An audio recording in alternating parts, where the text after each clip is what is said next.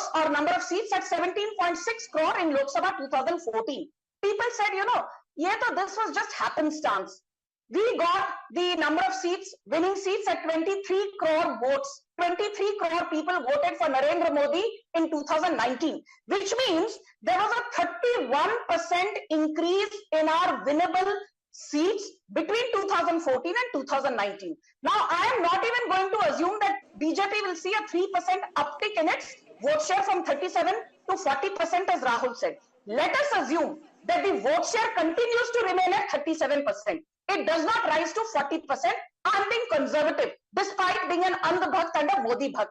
Despite having a vote share at just 37%, just going by past track record, if you extrapolate the numbers, you will see 30 crore people voting for BJP, assuming a 31% rise in number of seats. And if you assume just so you made that point, ma'am. I want to go across the table, ask Amitabh, what could be the X factors from here? We're in the beginning of February. We've got March still to go and then elections in April, May. What could change? Good, bad for both the opposition and the government? See, X factors for the BJP clearly is the mood of the neutral or the undecided voters from now on, because BJP clearly has the momentum. The numbers are very strong for BJP. 335 NDA means if you add the reverses in Maharashtra and Bihar, which is 25 seats itself, 360. Plus you have a new ally from Andhra Pradesh, possibly 17 seats, 377. So mission 400 or 370 is not impossible. That's number one. This is largely predicated on the image of Prime Minister Modi. So if there is a black swan event which dents the popularity of Modi, that is the only event which could probably tilt the numbers in favor of the opposition. It's all about Modi, his popularity. He is getting the votes for the BJP, and he is the difference between the opposition and the Congress. But this is an important point, Rachingappa, that it's essentially no matter who thinks what of it, the fact is, and you can quantify this, and we'll do this tomorrow, but if the BJP is winning in the way that it is, it's because of one man. And what this country thinks of one man, what anybody on this panel thinks of that man is inconsequential. The voters who we've spoken to would like Prime Minister Modi back. They have a direct connect with him. They have faith in him. They trust him. They want him back. Well, let's call it brand Modi. That is really a phenomenon that has happened. And just look at what Amitabh said. Even in adversity, he comes out the winner. You had Pulwama, which is a black swan sort of event that happened in the thick of election. He converts that into a great opportunity. Take a look at his second term. Each of these things, COVID, he's first castigated. Our polls itself show that it goes down, comes back, with a bang, make sure that the economy is growing, takes care of the people on one side. Then let's also look at I think there are a couple of qualities we have to look at Mr. Modi. Decisive leadership. Article 370 goes early in the tenure that is there. Ram Temple, built at terrific speed. The Parliament House built it. Women's Reservation Bill put there. So you are seeing, if you take a look at some of the characteristics of leadership, vision, he has it. He's not only showing a vision for these next 5 years, he's looking, many people could say, well, that's, really pushing the target too far.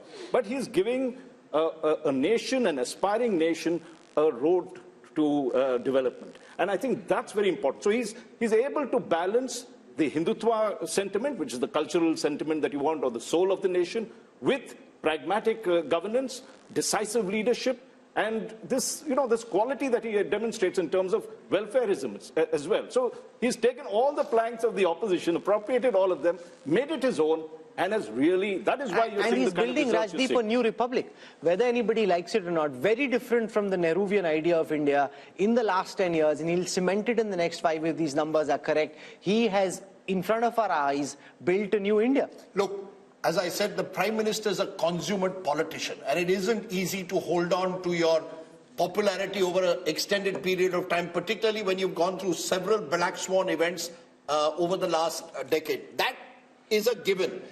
I like to use sort of M factors, and I'm going to give you 7, each of which I think it's not just Mr. Modi's secret sauce. I put Mr. Modi at the top. I put machine. The BJP is a machine. and the machine... No, they built a machine. You mean machine, you think like it's a machine lying on the ground. Anybody can do a machine, they built a machine. Of course they built a machine, but the machine has various aspects to it. The machine knows how to use state power. It will know where, when to corner the opposition. So did the Congress when they were in opposition. So did the Congress. Sure, of course. But the Congress didn't build the structure that the BJP has built. When you say that, Mr. Modi is building a new republic, I just want to give the elements, I think, that are important as to why is he still winning. There's Prime Minister Modi, consummate politician, knows how to use power. There's the machine of the BJP, the RSS, the Sangh Parivar. There's the message. The message, interestingly, look at Mr. Modi's message in the last month since Ram Mandir. He's not focusing on Mandir, he's focusing on Viksit Bharat, talking about infrastructure projects, talking about Amrit Kal. Cleverly knows how to change the goalposts.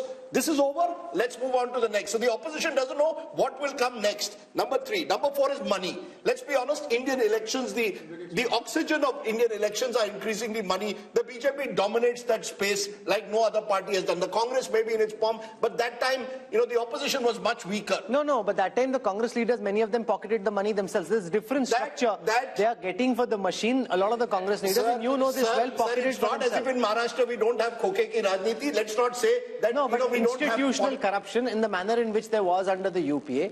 That's not the case. The jury is out on that, but I'm willing to concede that the Prime Minister has made it, ensured that the party comes first at the very top. Not in the case of the Congress, individuals came ahead of the party. Then you have Mandir. I think as the survey is also going to show, Ram Mandir has taken the Prime Minister's own popularity to another level. That's where it comes that, you're crafting a new ideological republic in a way, moving away from the Nehruvian idea to a new idea of a new republic. Who knows, uniform civil code comes next. Then, and I think this is crucial, you have the Mahagathbandhan. You see, you're as good as your opposition is. If you're playing a terrible opposition, which is so badly divided, which has really made no effort to actually build on the weaknesses of the government. It's not as if the government doesn't have weaknesses. Unemployment is a problem.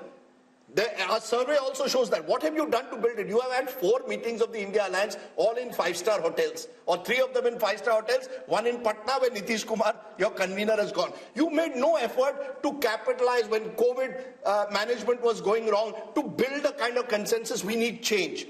You've not offered me a leadership or a narrative to combat Modi. I think that's an important element. You're as good as your opposition is. Finally, and I know, Rahul, this is contentious, the media.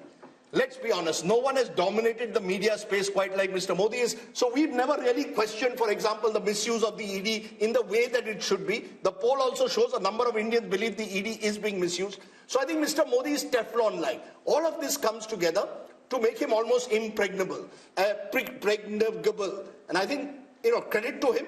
It's not easy in today's world to be as popular in 2024 as you were in 2014. More popular, you can say, but it's a combination of various factors. Your popularity is also dependent on how unpopular the other side is. No, but that's not Modi's fault. It's not. If his opponents don't know how to bat and bowl, how can you blame Modi for that? Rahul, who's blaming Modi? I'm giving the reasonings. The reasoning is the opposition in the last 10 years has had opportunities. Demonetization was an opportunity. COVID was an opportunity. You had the chance to question the government in a serious manner. As this poll is showing, the regional parties are holding on to their own. But the Congress has been unable to rediscover itself. So the question will also have to be asked on Rahul Gandhi's leadership at some stage. Surely, Yes. This poll, how long is the Congress going to sort of protect him? I think the biggest problem that the opposition is facing is a face. Who Modi versus who? Is it Mallikarjun Kharge? Is it Rahul Gandhi? Is it Mamata Banerjee? Is it Arvind Kejriwal? So people have no idea. Is it MK Stalin? Is it some other, chief minister? So, nobody knows. So therefore, Mr. Modi is having it, very easy. And the survey is indicating at that. If there was a face, if there was a, sort of caste affiliation, if there was issues, talking points attached to it, perhaps the outcome may not have been very different, but there would be something like 2019-like situation. Is he invincible? I mean, at this point of time, can we say that Mr. Modi is invincible? Could the opposition have done anything better to change the mood of the nation? Maybe a better word is unstoppable. Yes. What could it have done? There is always a possibility, but I think of politics structurally. And the nature of politics is such that opposition does not have many chances. To use a cricket analogy, if say Tendulkar or Virat Kohli is in full form, no matter you ball a Yorker or you ball a sort of like, a googly and spin, they will hit you. But Tendulkar has got gold, Modi has never got gold. This is why leaders are important. But think of 50s and 60s politics. Was there no leaders in opposition? There was Lohia and other things. Could they challenge Nehru and Congress party? No, because in political time, now you counted 7 things. Everything is in favor of BJP, right? So at the moment, I don't think like there is any X factor. The only X factor could be that we have no sense of what's happening on the ground.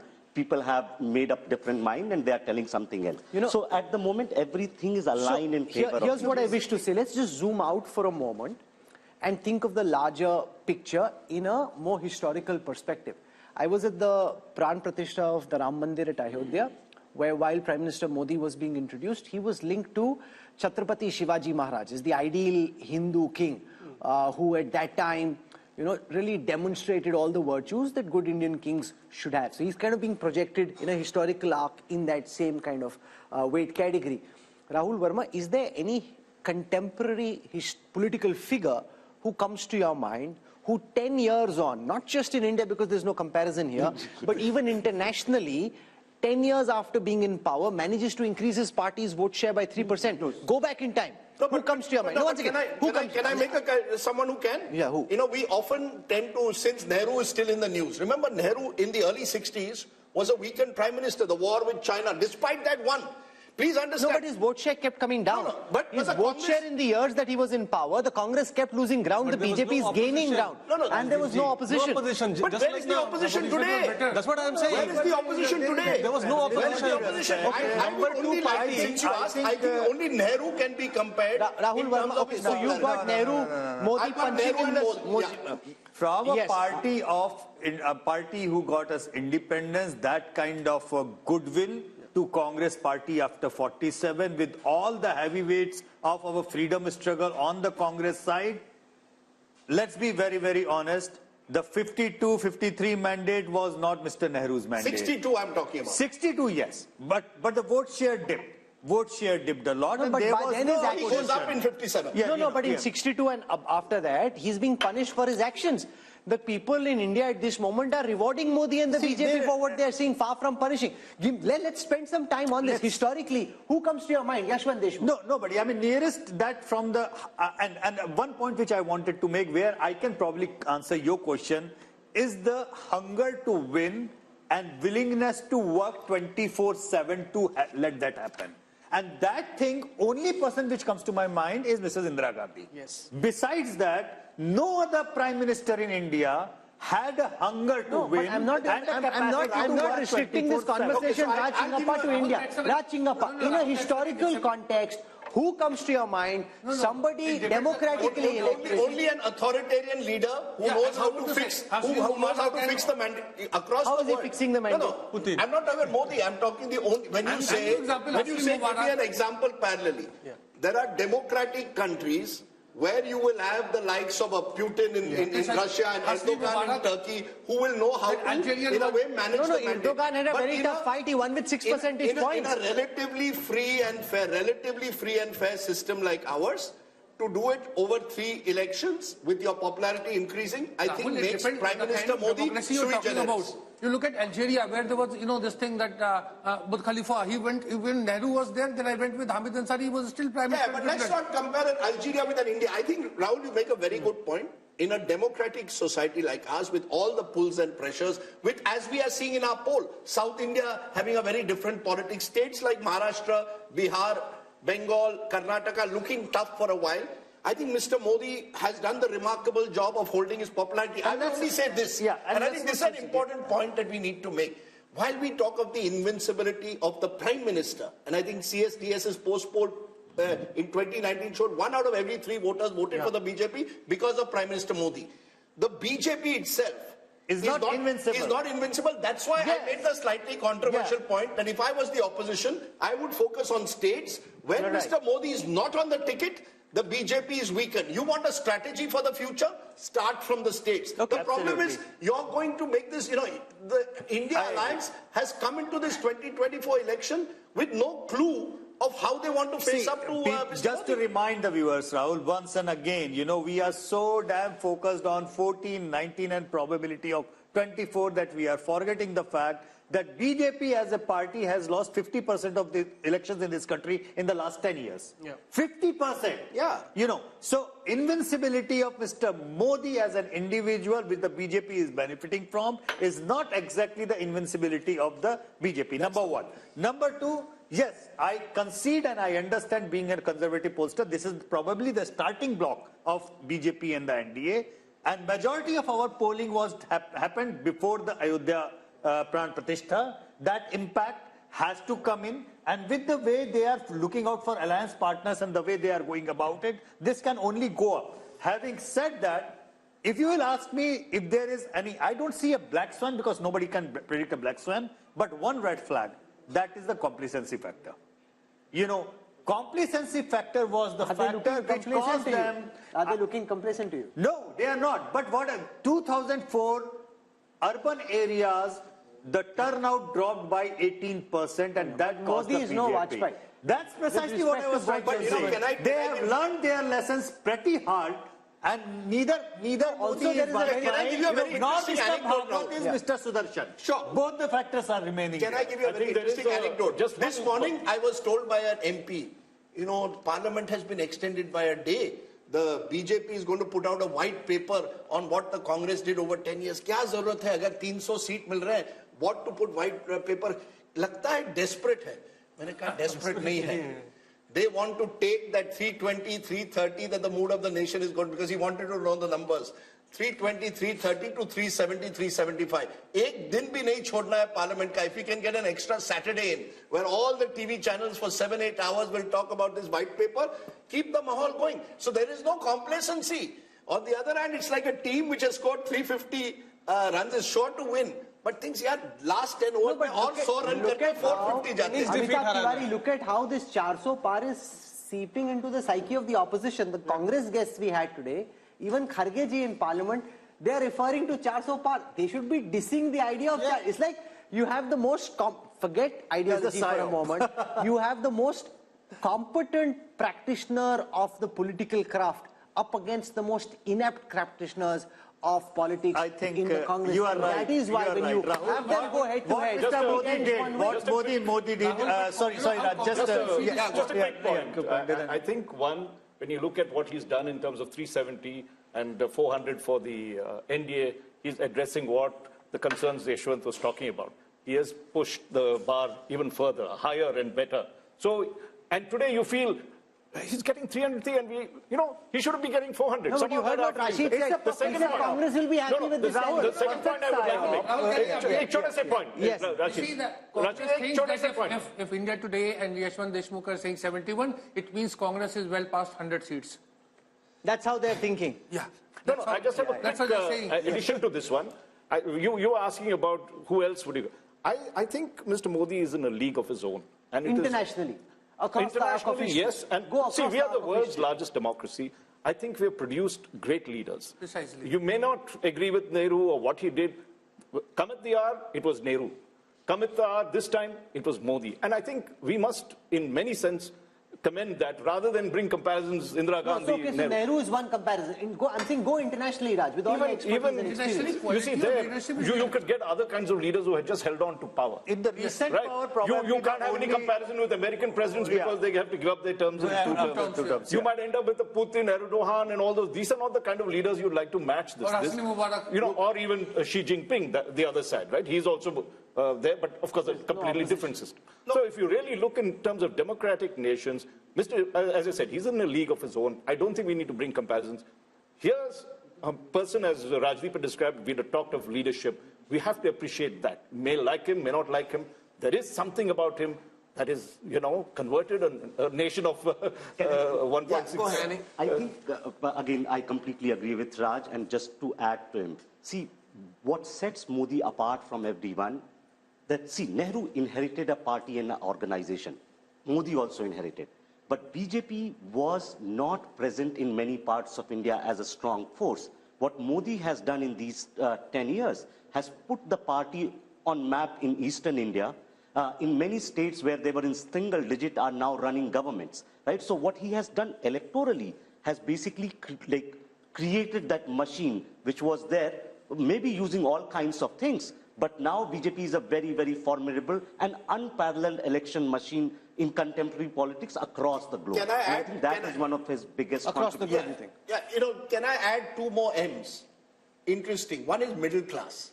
I remember Arun Jaitley telling me this 10 years. He says, as India becomes more and more middle class country, he believed that the BJP was there at the right place, right tap to capture on the energies of this middle class. I believe post 1991, ironically, the Congress party didn't capitalize on the zeitgeist of this new India. They went in the other direction when they should have actually taken credit for Manmohanomics, built this middle class constituency. Look at across urban India, and as India gets more and more urbanized, look at BJP's performance across urban areas. Mr. Modi is popular in both rural and urban. We forget the Labharti scheme and the impact that has had, direct benefit transfer, using it to put money in people's hands. But I think middle class has become a core constituency of the BJP, and they've built around that. And whether we like it or not, it may be the elephant in the room to some majoritarianism. Particularly in North India, there is a sense of a Hindu majority. The point you made, a new republic, somewhere it's the Hindu assertion.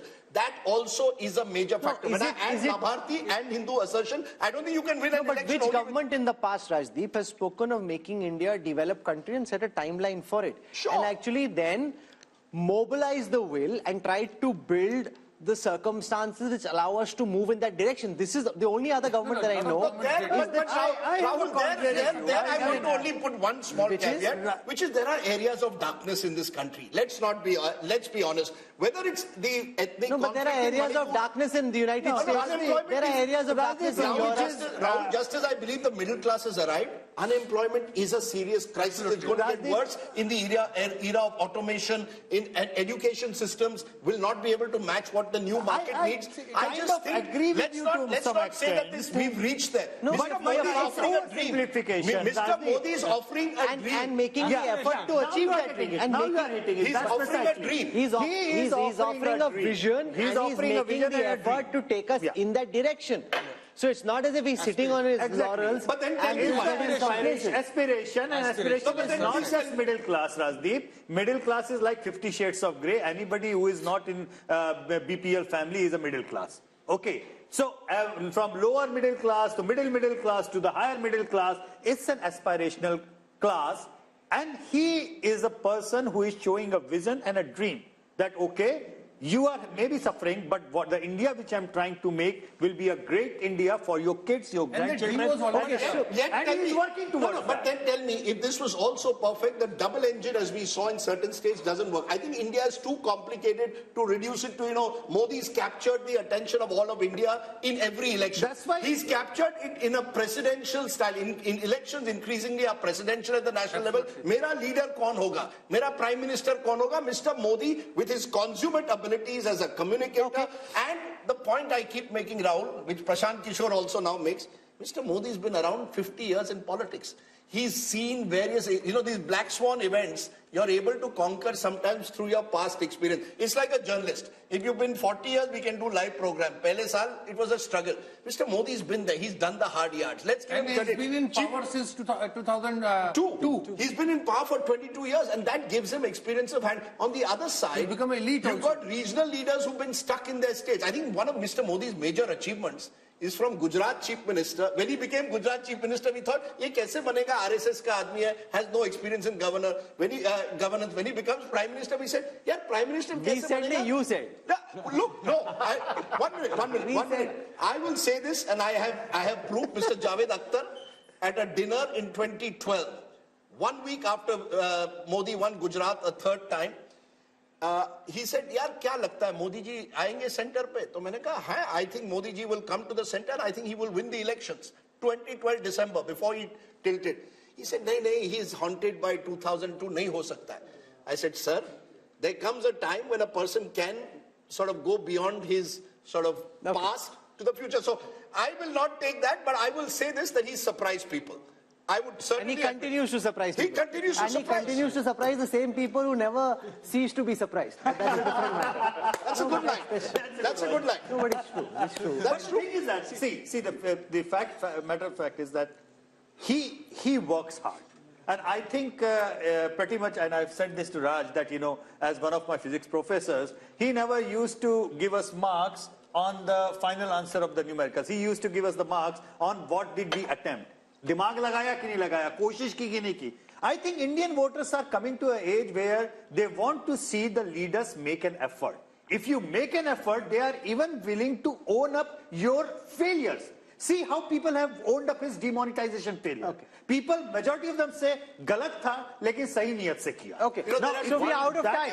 We are out of time. We need to finish. There are two politicians which are fascinating in that sense, using this effort point. One is Mr. Modi, one in a very different way, Naveen Patnaik.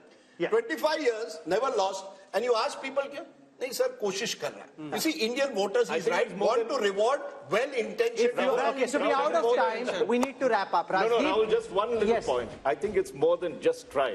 Modi delivers. He has demonstrated that on time also. Whether it is building a parliament building, getting things done, he makes sure. And that is the culture change. And also remember that at the end of 10 years, Dr. Manmohan Singh, with no disrespect to him, was completely tired. The government was just coming apart.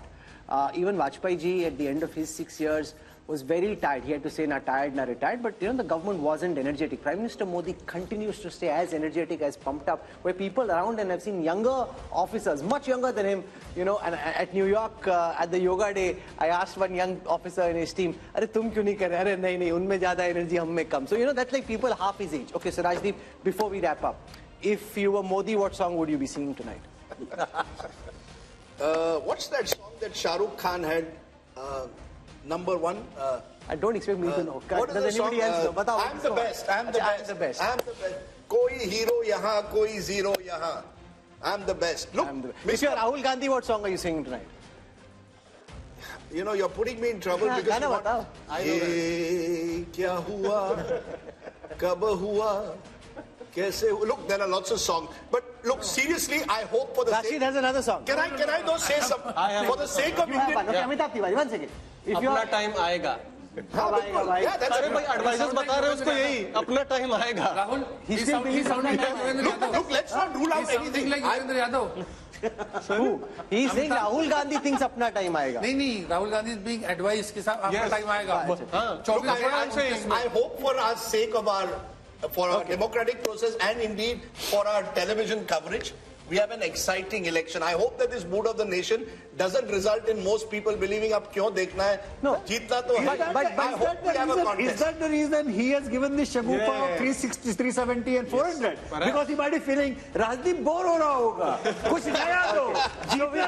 We're out of time. Something if you look at the numbers across social media, across digital, across television over the past 4 hours of programming, I can see that there is interest. So Rajdeep may be feeling slightly, there's no fun over here. There's a lot of excitement, buzz around the India story, a lot of excitement about the Bharat of the future and around these poll numbers as well. I think that will continue through. So I think Rajdeep's earned his dinner, sung for his supper. Sung for my supper. India has been modified, it appears, as per the mood of the nation.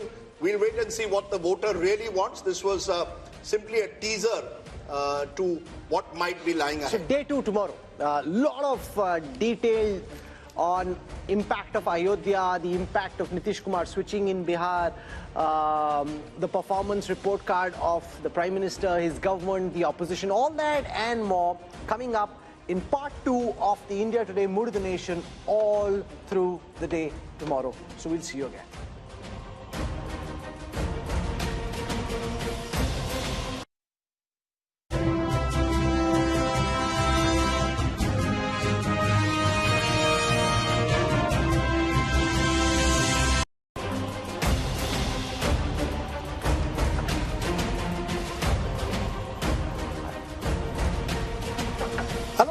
You're with the India Today Mood of the Nation biannual survey brought to you in partnership with C Voter, which has done this comprehensive nationwide survey at a time when all eyes are on the big question: who will win the general elections of 2024?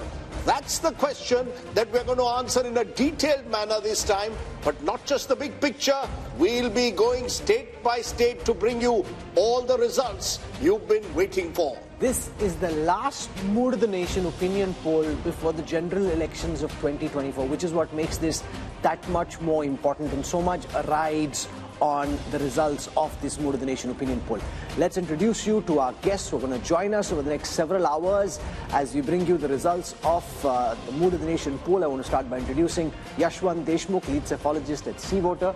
He's got this fancy Himachali cap on and has been working very hard over the last several weeks, and lots of changes, Rajdeep, in the chess drawing board, forcing revisions in the MOTN sample. So he's really been working doubly hard, not just because of us, but also because of all the changes that happen. And there could be more changes within the next month. You know, change is the only constant. Next month or tonight, tomorrow, there could be changes galore, and therefore we'll have to keep looking at these numbers very carefully. Flanking him is Raj Chingappa, editorial director at India Today magazine. He and his team have worked on compiling and dissecting the results of this poll, and you can read the analysis in the new issue of the magazine, which is out in stands now. We've got Amitabh Tiwari, who's joining us, political analyst, and to our left we've got Rahul Verma.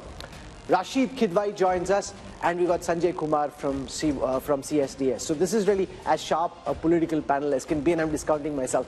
And no, I'm keeping Rajdeep there, discounting myself, but a very sharp panel on this. So what we'll do for a moment is take you through the methodology adopted by Sea Voter for this poll, and then we'll go state by state in getting you the results of this poll. So this Mood of the Nation opinion poll was done between the 15th of December and the 28th of January.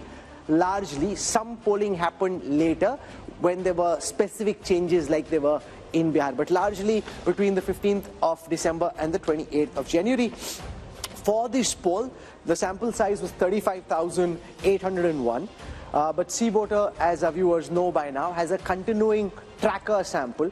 So that adds 1,13,000 interviews to the Mood of the Nation sample, giving us a robust sample size of 1,49,000 for this sample and the tracker that's been going on between the 15th of August and the 31st of January. So there's a 3% plus minus margin of error at the micro level, and Yashwant claims he has a 95% confidence level. So that said, Rajdeep, let's now dive straight into the numbers for Uttar Pradesh. Okay, let's go state by state, and we are starting with the state of Uttar Pradesh, because remember, generally it's believed all roads to Delhi lead through Lucknow. That certainly to some extent has been the case in 2014 and 19, given the domination that the BJP has had in the Hindi heartland. But let's take a look at what the Mood of the Nation poll is saying. First, let's take a look at vote share, because vote share will give you a sense of where the parties stand. And what we are predicting at the moment is a 52% vote share for the NDA, which means that the NDA is actually up from last time. They're even higher than they were in 2019 when they did remarkably well in that election.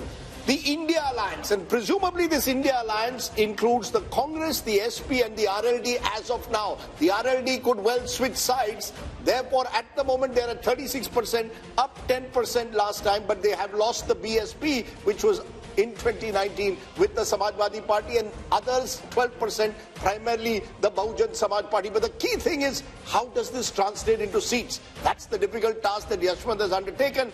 The seats, what would the seats be in the 80-member UP Assembly? And just take a look at that. The NDA goes up from 64 to 72 out of 80. It's a gain of 8. So NDA, BJP holding rock solid in the saffron heartland in a way. The India Alliance 6 to 8, so only a marginal increase, and that's divided between 1 for the Congress and 7 for the Samajwadi Party. Others are completely wiped out. The 10 last time were the BSP. So Rahul, the first big numbers clearly show the BJP holding its own in what's become its bastion. And if the BJP is already at 72 in the way the state plays right now, Yashwant, the most important question is, now that RLD is very clearly in talks with the BJP, if Jayant Chaudhary was to join the NDA, where could that 72 reach? Well, I mean, of course, it will impact minimum number of 2 seats for sure. But it's not just about how many seats that RLD is contesting and they are likely to win. It's also about the overall impact of the Jat voter consolidation in the entire Western UP, and not just Western UP, but across in other states which have a significant number of Jat voters. So that, having said that, Rahul, let me be upfront about this one. And me and Raj discussed this so many times about the numbers of the seats and everything. You know, I am a conservative pollster, and I find it very difficult to tell people that, you know, why are these others or other NDA numbers or non-NDA numbers coming up, even when you have NDA or BJP crossing 50% of vote? That is simply because of the probability. When you say any party is there in that particular region, even if you cross 0 to 1, in UP with 6 regions, you end up with 0 to 6 kind of range. So it's also a question of probability. Otherwise, this number with this kind of a vote share could end up anywhere. So you're saying it could be 80 also? I will not say it cannot happen. No, because he's sitting on 72 and he says, I'm conservative. No, it is a possibility. You know, it can't be ruled out. But let's, you know, we are T20 style today. So I'm going to ask all our panelists quick responses because we are going through the entire country. Raj Chenkappa, Uttar Pradesh, as I said, the road to Delhi leads to Lucknow. If this is the result of Lucknow, clearly the keys to Delhi are in the hands of Prime Minister Modi. No doubt Uttar Pradesh is the bellwether state, and if it is showing the kind of results that the India Today See Voter poll is showing, the BJP is on its way. I would only like to point out a little bit of history because the Prime Minister Modi had said he'd want to win 405 seats and for the BJP 370 seats. So if you look back, the only person who did that was Rajiv Gandhi, who won 405, and of course subsequently it became 414 when Assam and Punjab were added on. And at that time in UP, that was the undivided UP, I think the Congress won 82 out of 85 seats. It was a sweep. Now, if we are going by these figures, and as they've touched 50%, I'm sure the other pollsters would say that the BJP would require to max in Uttar Pradesh if it has to get its target of 370 that it wants. Remember, those two elections are very different, Amitabh Tiwari, because the 84 election was held in the aftermath of the assassination of then Prime Minister Indira Gandhi. It was an election won largely on the back of sympathy. Here is Prime Minister Modi, who's been in power for 10 times. This is not a empathy, sympathy vote. This is a performance vote. If you end up 72, or if Yashwant says could be even higher, that would be the most incredible performance imaginable. Yeah, so if these numbers hold true, if you see whatever is BSP's loss of 10 seats is largely accruing into the tally of the BJP. BJP is gaining 10 seats at the expense of BSP. So if these numbers hold true, then what is clearly being shown is that it is largely a pro-incumbency vote. It is a pro-Modi vote, it's a pro-development vote, it's a pro-vote for his policies and the way he has handled the economy. But are you surprised because Rahul Verma, Uttar Pradesh was for a long time, for about 30 years, completely fragmented. Now suddenly, since 2014, the BJP has come to dominate the state, 2 general elections, 2 assembly elections, and now you could have a 3rd general election. Is the BJP therefore entering into UP much like it was in Gujarat, a completely dominant party, 50% more, 50% vote and more, suggests a dominant state? Absolutely, Rajdeep. One reason for fragmentation in the 90s and early 2000s was that there were at least 4 credible players that were present. BJP, Congress, SP and BSP, the regional parties were very, very strong. Over a period of time, Congress declined and also BSP declined. So why Yashwant is saying that the numbers are conservative? Because this time BSP is moving out and they are still holding on to 10% or some vote share there, which means that actually the numbers could be much more than 75, even touching 78. No, but here's the thing. It reflects the continuing trend of elections becoming bipolar. Remember, the BSP, according to Yashwant's analysis, is projected to come down from 19% vote share last time to 8% this time. That's 11% down. And this is a party which in 2007 had won 200 plus seats. So that just shows how the BSP has ceded ground to now become a rump. 8% Sanjay Kumar for the once mighty BSP just shows that for time to come, elections in UP will be BJP on the one side and Samajwadi Party on the other, with a much weaker Samajwadi Party against a much stronger BJP. Rahul, we need to understand why elections are becoming bipolar not only in UP but in Bihar and many other states. Because I get a sense that the entire election now is being contested in the name of Prime Minister Narendra Modi. I don't see this election as a contest between Rahul Gandhi and Narendra Modi or Narendra Modi versus any other leader. It is a referendum on how do you rate the performance of Prime Minister Narendra Modi. So people are divided on 2 axes, pro-Modi, anti-Modi. And you see the election becoming bipolar on this not on the issues, but largely on this factor. If you are on pro-Modi side, you tend to align, your party tend to align with NDA, and if you are anti-Modi, you tend to align with the UPA, or if you are not able to align with the UPA, then you go alone. But that is what is happening in UP. But where does this lead, therefore, the India alliance, Rashid Kidwai? Because you've got a situation where you are tying up with the Congress and Samajwadi Party tying up. We still don't know how the seat distribution will take place. But when they look at these numbers, there'll be a sense of hopelessness almost, particularly if Jayant Chaudhary also leaves the alliance. Even if Mayawati, was to come on their side, which seems unlikely in a few weeks' time, either way, India alliance is starting this race with one hand tied behind its back. Yes, Sajid, there is a total sense of despondency, but I still think Mayawati is the biggest insurance policy that BJP has in Uttar Pradesh. Imagine this 8-10% vote going to India alliance would have made material difference. And second thing is how many Gandhis, three Gandhis, Rahul, Sonia and Priyanka, how many of them are going to be in fray? Because unless they contest, and same applies to Samajwadi Party, Akhilesh Yadav and Dimple Yadav and all those people, credible people. Now, what's your sense? Will any of the Gandhis contest now? Given these numbers? I think they are looking for Rajya Sabha route. At least one of them will get into Rajya Sabha. No, but I don't agree with Rashid Kidwai. He says BSP joining the India alliance makes a difference. Even if I add 36 and 8, that's 44. Up against 51 for 52 for the NDA, it still leaves them 6 short. No, but even if there is perfect transfer of votes, even if there is perfect transfer of votes, which we saw in the last elections when they were both stronger in the BJP, not as strong, it still didn't make a difference. Look, Rahul, BJP is the dominant party of UP. There's no doubt about that. And all the other parties are basically trying to compete for that same anti-BJP vote that exists. So even if they come together, they're actually only consolidating the anti-BJP vote. The BJP vote itself, once it's crossing 50%, even if it was 48% tomorrow, they would still be well over 60 as they were in 2019. So I think... And Rahul, we are not factoring in the Ram Lahar, which is there. There is a lot of... Why people are shifting? Because they think that there is going to be a huge, consolidation in favor of BJP in Uttar Pradesh. And that Salman, so this was a cricket match and the BJP ends up 72 out of 80 in the first state, and the projection across our table of really sharp political minds is that it could actually even be more. Then, the Congress and the India alliance are out of the race even before the race has begun. Shehzad can say, okay, thank you very much, I don't need to do the talking. Modi is doing the talking for me. Rahul, no game is over till it is totally over. So I know this is a very disappointing save for the India alliance, but I must say that despite all the advantages that the Prime Minister and Amit Shah and BJP have built up over these 10 years or so, they're still pretty much at 50%. The opposition has not been able to come together as we need to defeat this power so far.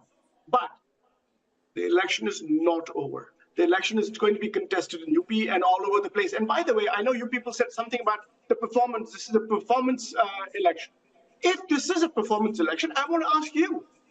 I want to ask the people of UP, for example, that until 2014, UP's economy was larger than Tamil Nadu's economy. Now, 10 years later, and most of that is under, well, all of it is under Prime Minister Modi, and most of it is under Chief Minister Yogi Adityanath. Why is the UP economy now smaller than the Tamil Nadu economy? What has changed? Now, at the national level, we are doing a T20 style analysis, so we want 1 point at a time. You made your point. Let Shehzad Poonawala now respond. Shehzad, the fact is that UP is seen now as a dominant party state. Do you give credit to the Modi factor, the Upyogi factor, a combination of both? The fact that the double engine there seems to be really working at the moment.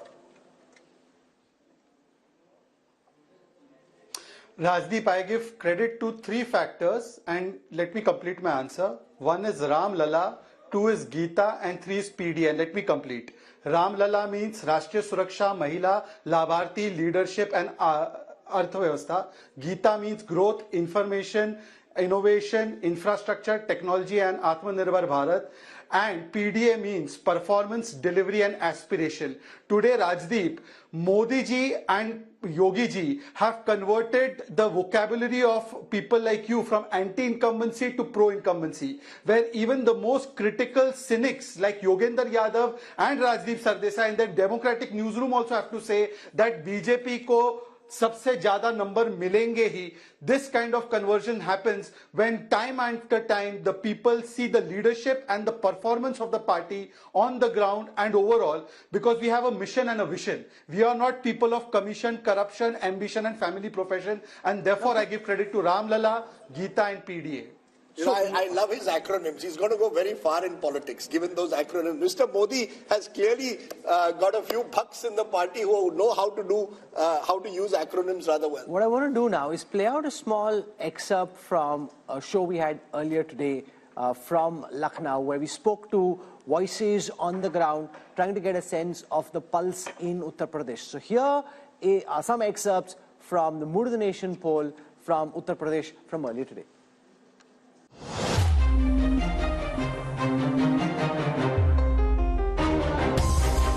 Joining you from the city of Lucknow, and once again, if political cliches could hold true, nothing.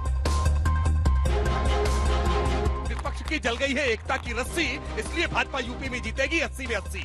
मुझे लगता है यहाँ पर बैठ के लच्छेदार बातें करना और थोड़ी बहुत शेरो शायरी कर लेना एक चीज है। आप धरातल पर आके असलियत देख लीजिए। हम पूरे विश्वास के साथ कह रहे हैं कि कांग्रेस पार्टी का उत्तर प्रदेश में खाता नहीं खुलने देंगे। युवा चाहता है रोजगार, और रोजगार के नाम पर आप कहते हैं पकौड़े तल लो। केवल भारतीय जनता पार्टी है जो बढ़ती हुई दिखाई दे रही है, बाकी सारे राजनीतिक दल आपको गिरते हुए दिखाई दे रहे हैं। आप सबके अकाउंट में 15 लाख आ गए, 2 करोड़ बेरोजगार मिल गया, नहीं मिला। और जब अलायंस करना था ना, तब राहुल जी के प्रोजेक्शन के लिए उनकी एक यात्रा प्लान कर दी गई, और जहाँ-जहाँ चरण पड़े राहुल के ताता बंटाधार हुआ। जैसे जैसे यात्रा प्रारंभ हुई, एक-एक करके अलायंस लगातार छूटते जा रहे हैं। Shouldn't the India Alliance actually look at bringing in Mayawati, because the 8% vote share could also, she might not win a single seat. As far as Behan Mayawati is concerned, I think it's really up to her what she would want to do. 370 हम कह रहे हैं क्योंकि 370 हमने हटाई है। I want to come now to the state of Punjab, and just keep in mind that the numbers that you're about to see assume that the Aam Aadmi Party and the Congress will find a way of fighting together. But this is a state where AAP and Congress are 1 and 2, and whenever two parties are 1 and 2, they typically find it very difficult to be able to distribute seats amongst themselves. Between 2 and 3, it's much easier than it is between parties that are 1 and 2. But since that's the way it is seeming on the surface, that's the calculation that we're about to show you. So here are the numbers for Punjab. I'm going to start by taking a look at the vote share numbers first. The BJP had 10% vote share in the previous Lok Sabha elections. That's now projected to go up to 17. That's 7% up. The Aam Aadmi Party had 7% vote share in the last Lok Sabha elections. That's now projected to go up to 27. That's 20% up from the last time. The Congress had 40% vote share in the last elections. That's now projected to come down to 38. That's 2% down from the last time. The Akalis had 28% vote share. That's now projected to come down to 14, a loss of 14% for the once formidable Akalis. Let's take a look at how this converts into seats. So on your screen right now, for the 13 seats of Punjab, here are the C-Voter India Today Mood of the Nation projections.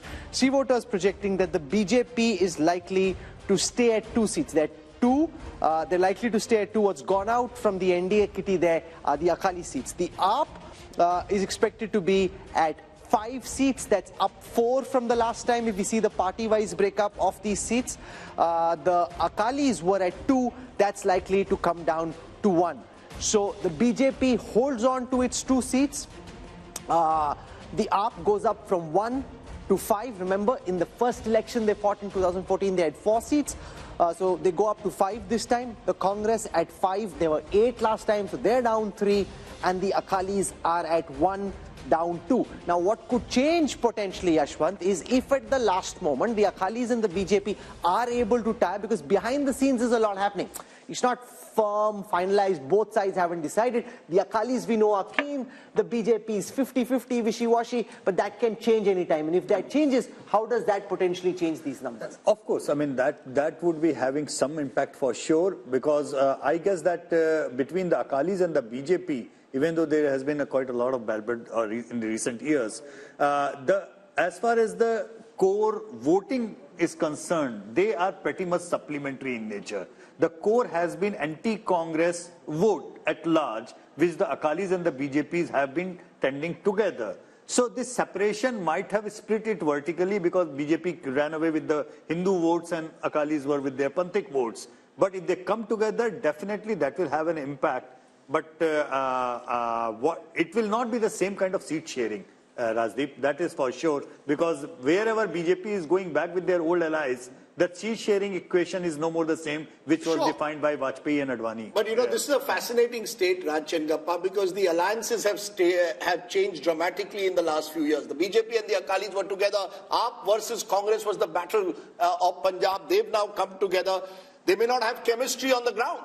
Do you really believe that this AAP-Congress alliance will work in the end and actually see the arithmetic benefits that this poll is suggesting? Or do you believe in the end it'll be very difficult for AAP and Congress to actually fight Punjab together, which may be another twist to these numbers? It's my favorite state since I was there as editor-in-chief of the Tribune. But I think here, let's take Sanjay's argument of brand Modi and a referendum of that. How much of that is going to play out in Punjab? It never happened when Rajiv Gandhi, it was a very troubled state, of course, at that particular time. So the Congress never benefited at that time because of the wave that happened.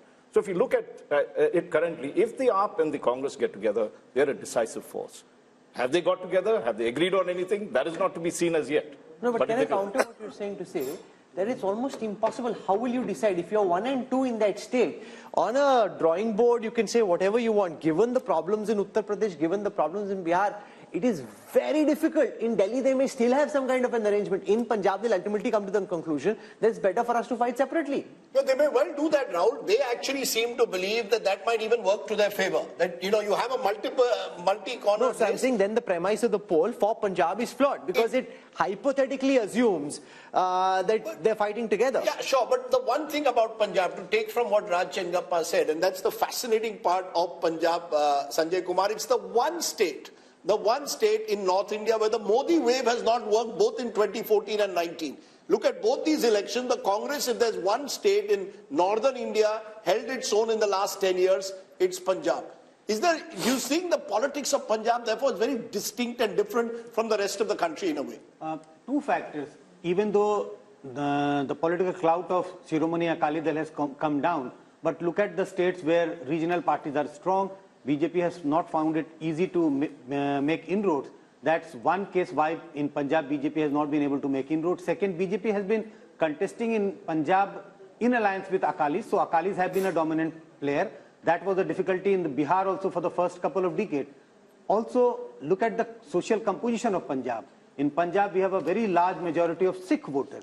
So if you look at BJP's popularity, Narendra Modi's popularity, there is some difference if you look at among the Hindus and people belonging to different other religions. That is another factor why BJP has not been able to penetrate in Punjab the way they have been able to expand in other parts of India. No, but the calculation in the BJP and Shehzad can build on this. I'll also show you the projection for Chandigarh, which is expected to go to the BJP. It's an urban pocket, and we saw the mess in the mayoral elections recently, but the poll is predicting that Chandigarh goes to the BJP. The problem is both the Home Minister and the Prime Minister have often say that they're very emotionally invested in the Punjab story. And yet on the ground we see, especially amongst the Sikhs, this pushback. So how does this square? The fact that the Prime Minister himself feels so emotionally close to the Punjabi community, to the Sikh religion, and yet there is a lot of antipathy and a very strong pushback.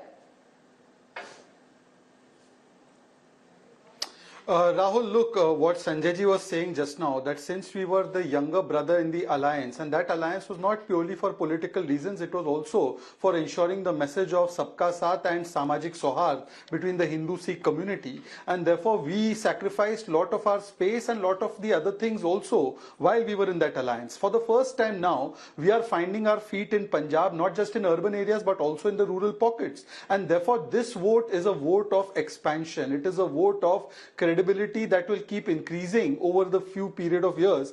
And look at the outreach that Prime Minister Modi has done towards the Sikh community. It is not a political outreach, it is an emotional outreach, whether it is celebrating the Prakash Parbs of the great gurus of the Sikh community, whether it is celebrating Veer Balas Divas, or whether it is reaching out to various sections, whether it is the FCRA clearance on Harminder Sahib, langars that we are making GST free. So I think there's a concerted effort. Not everything is done only for political purpose. Some things are beyond politics. For Rashtra Niti, we have done a lot of things, and I think that is also being reflected because Punjabis are very patriotic people. They are ready to sacrifice their lives for the nation. They have contributed so much to the armed forces, and I think you'll see, because the kind of mismanagement Aam Aadmi Party is doing. Look at the Nasha Mafia, look at the kind of corruption that is taking place. I'm not saying this. Mr. Sidhu is saying about the corruption.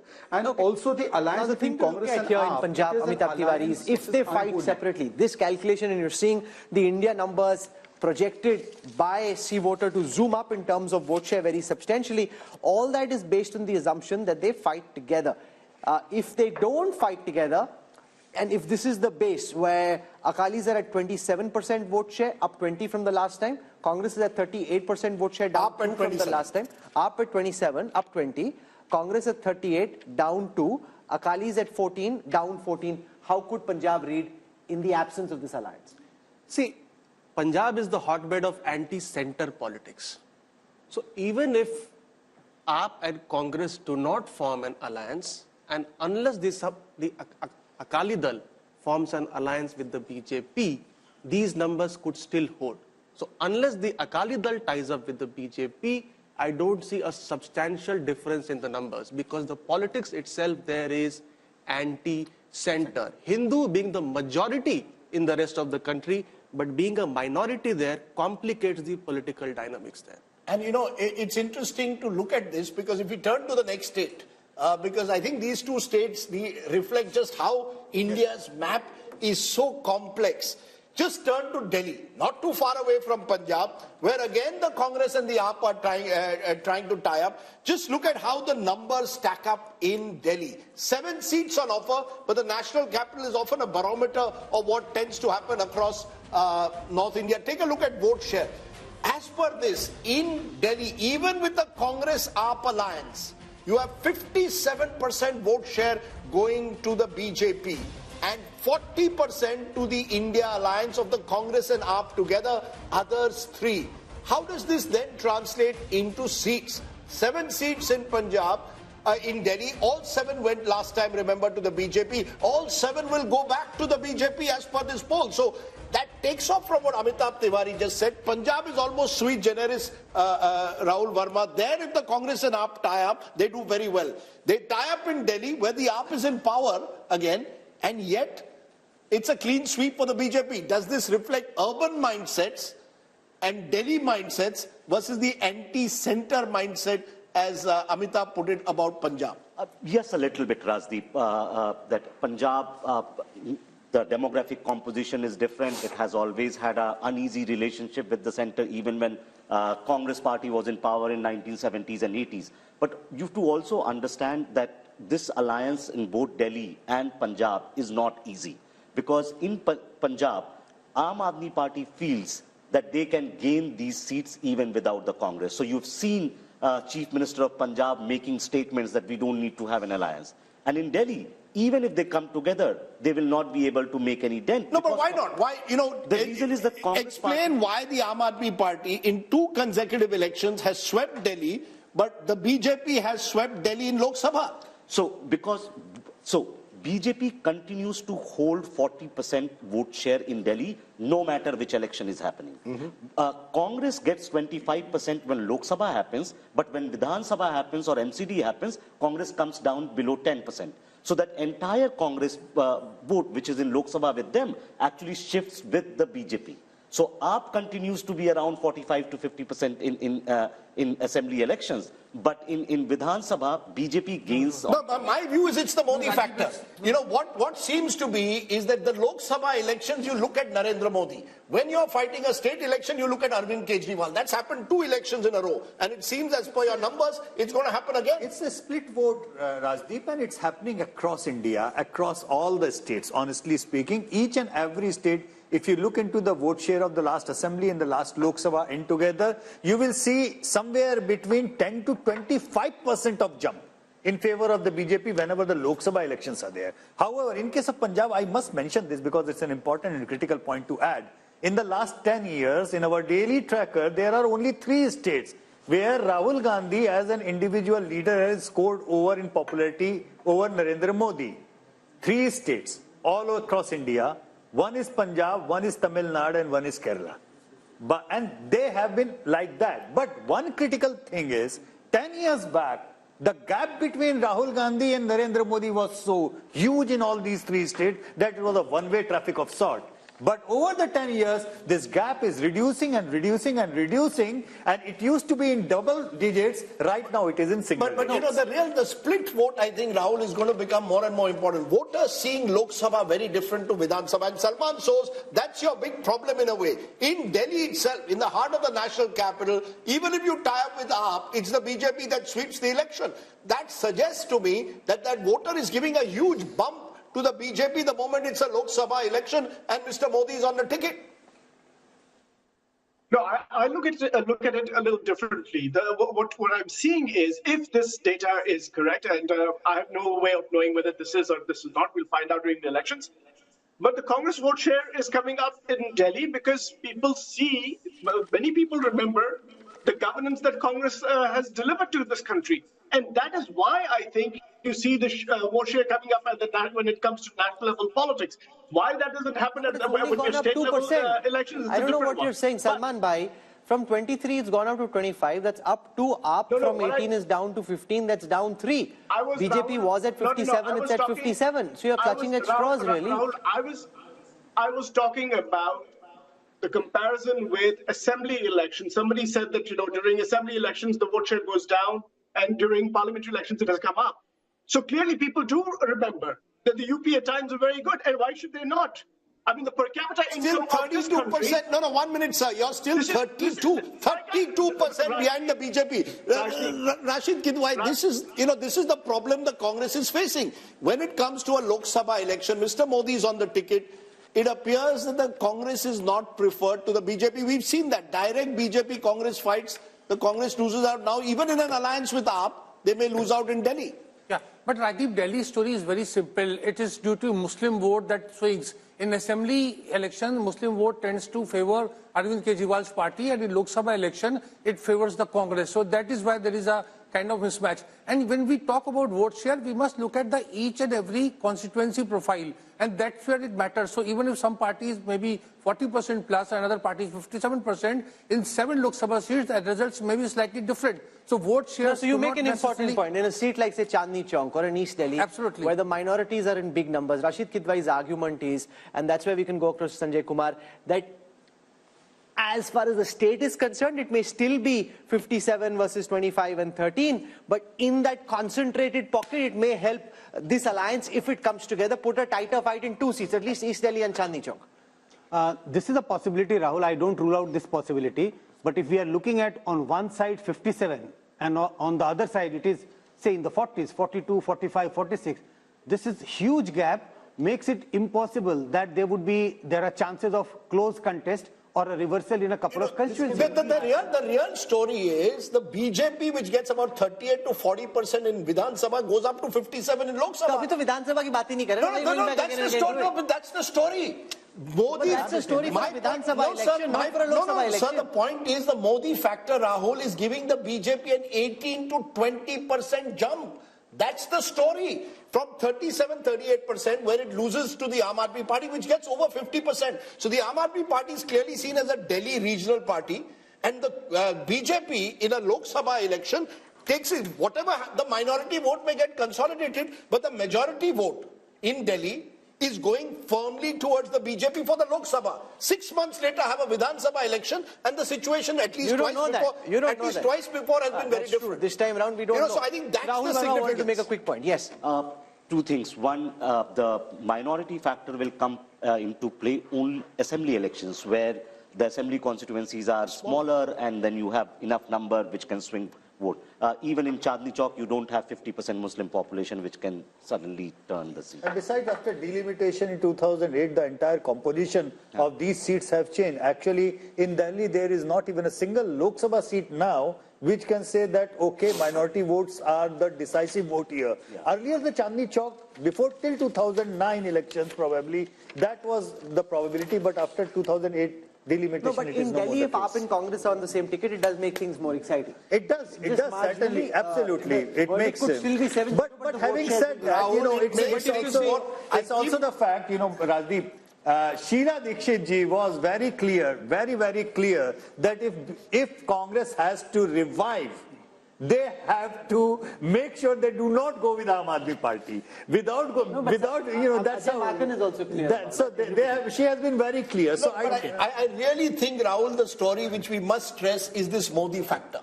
Because this kind of split verdict. But you're sounding surprised about it. No, because it's nowhere else in the world. You see, go across the world. A Republican state will vote for the Republicans, both for the Senate usually and for the presidential election. In India, you're seeing it now in 2 consecutive elections. For Delhi, we want Arvind Kejriwal, but upar hamare liye Narendra Modi, and you're going to see it across the country. Because America doesn't have a Modi. That's why. I don't think it's as simplified as that. I think the Indian voter has very consciously decided who I want for chief minister and who I want for prime minister. And I think it is fascinating because I don't think, as I said, I don't know any other country in the world where it happens. No, we make too much out of this, and this is my personal opinion. There is only 15 to 20% of vote which swings here and there. But that's a lot. No, but in only couple of states, except Odisha, except Delhi, do you see a split verdict of this kind? Yes, Karnataka. You see Karnataka in election after election, you vote for one party in the Vidhan Sabha, you vote for another party in Lok Sabha. I'm willing to have a small wager that there'll be another half a dozen states where this will happen. Can you bet like now, after Congress winning Karnataka in 2023, Congress is going to do same way as it done in 2019? But I met a Maharashtra leader yesterday. He said, we have put all our eggs, a Maharashtra Congress leader, we have put all our eggs in Vidhan Sabha. I said, what about Lok Sabha? He said, Lok Sabha madhe Modi aahe. Please understand. That's how they are seeing it. Here's the reality on the ground. 2019. Madhya Pradesh, Rajasthan, Chhattisgarh. Let's come to Madhya Pradesh and Rajasthan, because this is a fascinating political adda, and if we go on, we can be here all evening. So I want to come now to Madhya Pradesh and take you through the numbers. We need to just step on the pedal a bit so we can go, otherwise we'll be here all evening. So in Madhya Pradesh, the BJP had 28 seats. Apart from Chhindwara, they won 28 out of 29 seats. This time, they're expected to come down to 27. The India Alliance had 1, expected to go up to 2. This is as far as votes are concerned. 58% last time for the BJP, same this time.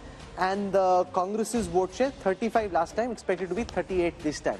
So basically, you're predicting that one other seat could possibly go away from the BJP and one extra seat could get added to the Congress. I want to quickly go across to Rajasthan as well. From Madhya Pradesh, we'll take vote share first.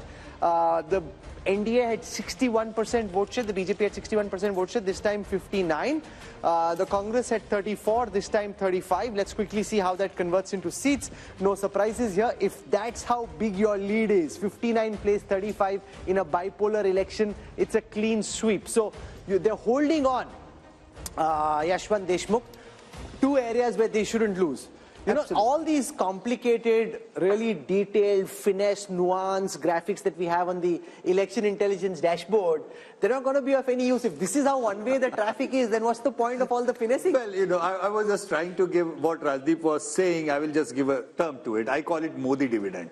There is a clear-cut, on an average, 15 points Modi dividend as far as the Lok Sabha election is concerned. And the split vote, ironically, you know, I coined that term in 2004 while explaining why Vajpayee's popularity did not translate into votes for the NDA in 2004, because there was a lack of a split vote. And since then, we have seen slowly and steady, the number has been increasing. While Rahul is correct that, in many of the states, it is not very clear-cut in that way, because in many states where BJP has been absent, their split vote also to take them across a threshold of 30% wouldn't come. Like, say, for example, Kerala.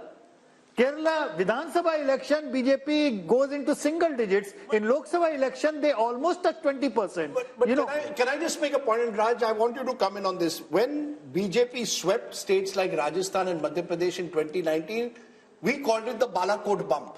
That post-Balakot, Mr. Modi had taken over the entire space. Now, even without Balakot, the fact is in both these states, the BJP is holding its own, sweeping Rajasthan as per this poll. 27 out of 29 in Madhya Pradesh. In Rajasthan, there was a close contest just a month ago. And yet now, Lok Sabha, it appears it's the BJP all the way.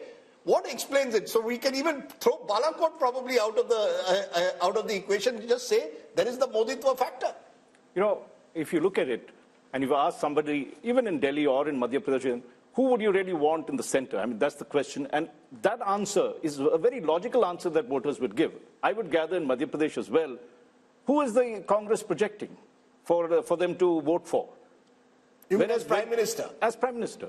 Whereas you have Modi, and he has performed well. The state has rewarded him well. And I think here, if you look at it, just to make a larger point, there has to be a saffron wash, what I call a saffron wash, in about 6-7 states for the BJP to get to its 303 or 370.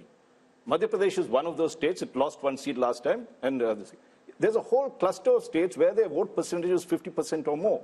I think, let's take the seats, 223 seats or so, where their margin is so big, over 5 lakhs or something, that they will win. Madhya Pradesh is one of those states that's there. So there are 2 points I'd like to make. One is what you were saying earlier, that the Modi factor will work very, very strongly to dispel any state kind of resistance that is building or any Congress support that could move towards Rahul or anything that's there. And 2, these are the kind of states where when we have 50%, the opposition has no chance. Sure, but Amitabh Tiwari, this comes back to the point which many people have been making, that the real battle for the opposition was to try and take on the BJP, where there's a direct BJP-Congress fight. 186 seats last time where there was a fight, the Congress won just 12. If these numbers are to be replicated, it once again shows where the Congress is the main opposition, i.e. Madhya Pradesh, Rajasthan, the BJP is the front runner, and you're seeing the Prime Minister in all his recent speeches not focusing on regional parties, targeting the Congress, the Kamzor Kadi, as the BJP sees it. Yes, so one of the main reasons why BJP is against sweeping both these states is because it is facing Congress as the opposition, number one. Number two, the India alliance partners do not have a single vote in these 2 states. So there is no advantage to Congress of any India bloc formation because it does not get the reciprocity. And number 3 is that, as you said, the Modi factor, let's say. So 33% people, or around 37% people voted on the name of the PM face. So if you don't have a PM face, you are excluding 37% of the voters from the target when segment. these numbers leave the Congress party, they've lost Madhya Pradesh, they've lost Rajasthan Assembly election, they've lost Chhattisgarh. Now you've got a possible sweep as per this Mood of the Nation poll. Will it only further demoralize the Congress in the heartland? Rajdeep, actually that's the real trouble with the Congress party, because Congress is strategist, and that includes Mr. Yogendra Yadav, a new addition in Team Rahul Gandhi. And I heard, once he told you also in an interview, he seems to think that the, Congress will get 7, 8, 9 seats in Rajasthan, 5, 6 seats in Madhya Pradesh and in Chhattisgarh. So there is, he's converting that vote percentage, that 40% plus vote percentage of the Vidhan Sabha into Lok Sabha. And that is where I think there is a tactical error, but Rahul Gandhi is buying that. And India Alliance is buying that. So Salman shows this is the real problem in a way for the Congress party to revive itself. These are the states where you needed to focus upon in the last 6 months. You've lost assembly, and now you could be wiped out in Lok Sabha. Rajdeep, you are thinking that the only people who are fighting this election are basically Khargeji and Rahul Gandhi. We have leaders in our states. They're fighting elections. They're getting ready. So what will become evident later on is, in your own poll, we're seeing, say, for example, a bump of 3 percentage points for India Alliance, which is Congress in Madhya Pradesh, for example. What that tells me is that there is a solid base for the Congress party to build on. And from now until the elections, anything is possible. So, yes, the perception that is being built is that the Modi ji has won, everything is done. And by the way, yes, exactly, the PDA. Let me get to the PDA that my friend Shahzad talked about. The PDA is, what is it? It is propaganda. There is nobody who does propaganda more than Narendra Modi and the BJP. What does D stand for? D is destruction of relationships between brothers, Hindus, Muslims in this country. And what is A? A stands for arrogance of party, of money, of control of media. By the way, in the Hindi belt that we are talking about, how many newspapers carry any news from the Congress party? You know it and I know it. Hindi newspapers do not carry news of the Congress party. Meanwhile, not just regular news of the Prime Minister. Anytime the Prime Minister says something, he's plastered on television all the time. No wonder people think there is nobody but Narendra Modi, because that is what the media has been projecting. And by the way, I will slightly beg to differ. I read the Dainik Bhaskar every morning, and the Dainik Bhaskar is one of the fine papers of the country that does give a lot of news, including news critical of the state governments in those states. So I don't think that's the reason. So I have a few minutes left. Okay, it's the biggest newspaper across these states, but go ahead. We have a few minutes left, and I want to finish with the other states in North India. So I want to come to Jammu and Kashmir. In Jammu and Kashmir, the NDA is projected to have about 49% of the vote share. That's up 3 from the last time. Remember that a lot of this vote share for the BJP actually comes from the Jammu region, right? The India Alliance, which is Congress plus NC plus potentially PDP as well, at 36. That's down 3 from the last time. Others at 15. Converted into seats, Yashwant and his team are projecting that the NDA will be at 2, which is where they were last time. The India Alliance, which is all these 3 parties together, will be at 3. So basically the Valley seats going to the India Alliance, the Jammu seats, regardless of what happens in the Jammu region, going to the BJP. From there, let's come to Ladakh, where we saw a big protest recently, but despite that, Yashwant and his team are projecting that Ladakh will be with the NDA. From there, let's now come to Haryana. 10 seats in Haryana. The India Alliance, the NDA, which is BJP and JJP in Haryana, now expected to come down from 10 to 8, a loss of 2. The Congress, which lost even Rohtak last time, expected to go up from 0 to 2, up 2. Now, what makes you think that that is going to happen, given the fact that there is a 12% vote share gap, 50 plays 38 in Haryana? Haryana, don't count the vote share gaps as such, because you remember that Haryana assembly election, out of the fact that BJP was having a almost 10% gap lead over the BJP, I kind of predicted that BJP will sweep, but it became a hung. Where on earth did you find that a party with a lead of 10% votes and still ended up in a hung assembly in Haryana? So there are 2 different kinds of Haryanas. Let's be very upfront about it. There are 2 different Haryanas. And it's not regional. It's about the demographics of different seats. And the seats where it would be a Jat-dominated seats, they will be problematic for the BJP. The non-Jat seats would be easier for the BJP to win. Let's come to Himachal. Himachal is the one state we haven't dealt with in the north yet. Himachal, 69% vote share for the BJP last time. This time expected to be 60%, down 9. The Congress at 27, expected to go up to 29. Remember, in Himachal, of the 4 seats, they are predicting that the BJP will pick all 4, the India Alliance none. The government in Himachal Pradesh at this time is a Congress government of Sukhwinder Singh Sukhru. Despite that, the Congress makes no gains in the Lok Sabha election in Haryana. Then the last state is Uttarakhand, where they're predicting just a small dip in the NDA's fortunes when it comes to vote share, from 61 to 59, down 2. India Alliance at 32, up 1. But when it comes to seats, all 5 seats predicted to go to the BJP.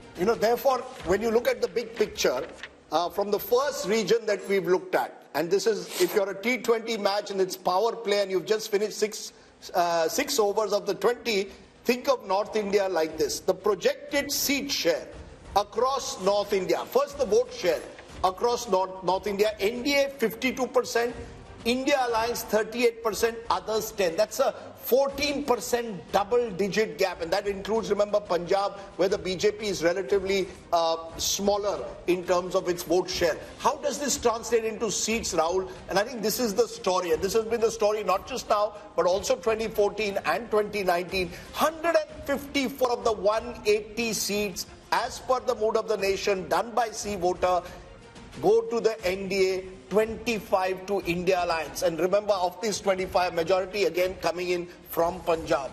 Effectively, Rahul, that means it's almost game, set, if not match, just when you look at the North Indian numbers. I mean, it is almost impossible then for any side to match up when you lose so big in such a large part of the country. And it's been the northwest monsoon that has really won the BJP 2014 and 19. We haven't come to the west yet. You've seen the northern torrential downpour in favor of the BJP. We'll show you what's happening in the east and what's cooking around the Bay of Bengal in the east, and what's happening in the west along the Arabian Sea. So all that coming up in the second hour of programming. We've dealt with the north, where if this was, Rajdeep said, a T20 match, you know, this is just one-way traffic in this T20 match. You got one team which is blazing away. 6 overs, 100 runs. Huh? 6 overs, 100 runs. 14 runs and over, or 15 runs and over. Which, you know, really makes it almost impossible to come back. And the thought that's coming to my mind, you know, there you see my election intelligence dashboard working. So many great ideas, so many different data sets which we are cutting and dissecting and diving. I'm wondering what's the point. If it's all pointing in the same direction, then there's going to be a lot of effort which won't really yield too much results. But anyway, unlike the opposition, we need to fight on. We need to bring all those data sets together for you.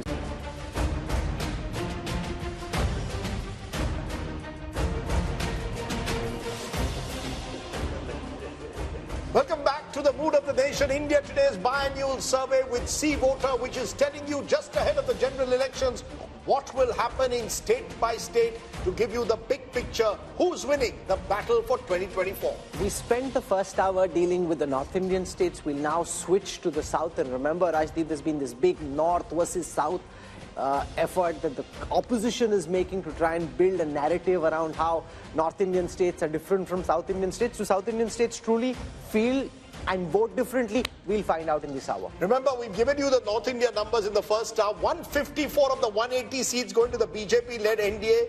India Alliance, just 25, others won. So there's a north typhoon.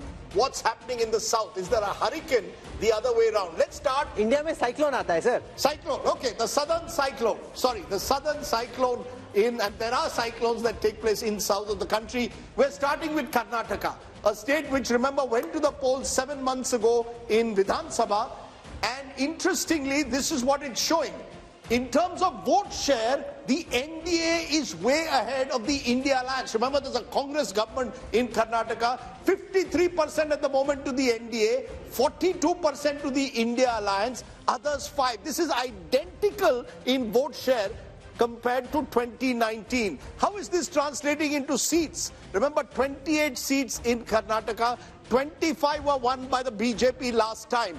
And we are saying the BJP is down just 1. 24 from, remember, 27 now includes the JDS, which has joined hands with the BJP there. So the BJP, JDS 24, that's down 3, but they're still holding its own. India Alliance just 4 in a state where the Congress is in power, and India Alliance means effectively Congress here, others 0. So you've got the first southern state giving bad news to the Congress party. And Raj Chengappa, it's your home state, so why don't you kick off? It suggests very different verdict to what we saw 7 months ago when the Congress won pretty decisively. But let's say, Rajdeep, it's not surprising in Karnataka. If you recall, it started from Karnataka when Rajiv Gandhi swept Karnataka, winning about 26 out of 28 seats in 1984. Within 3 months, Ramakrishna Hegde was elected as chief minister.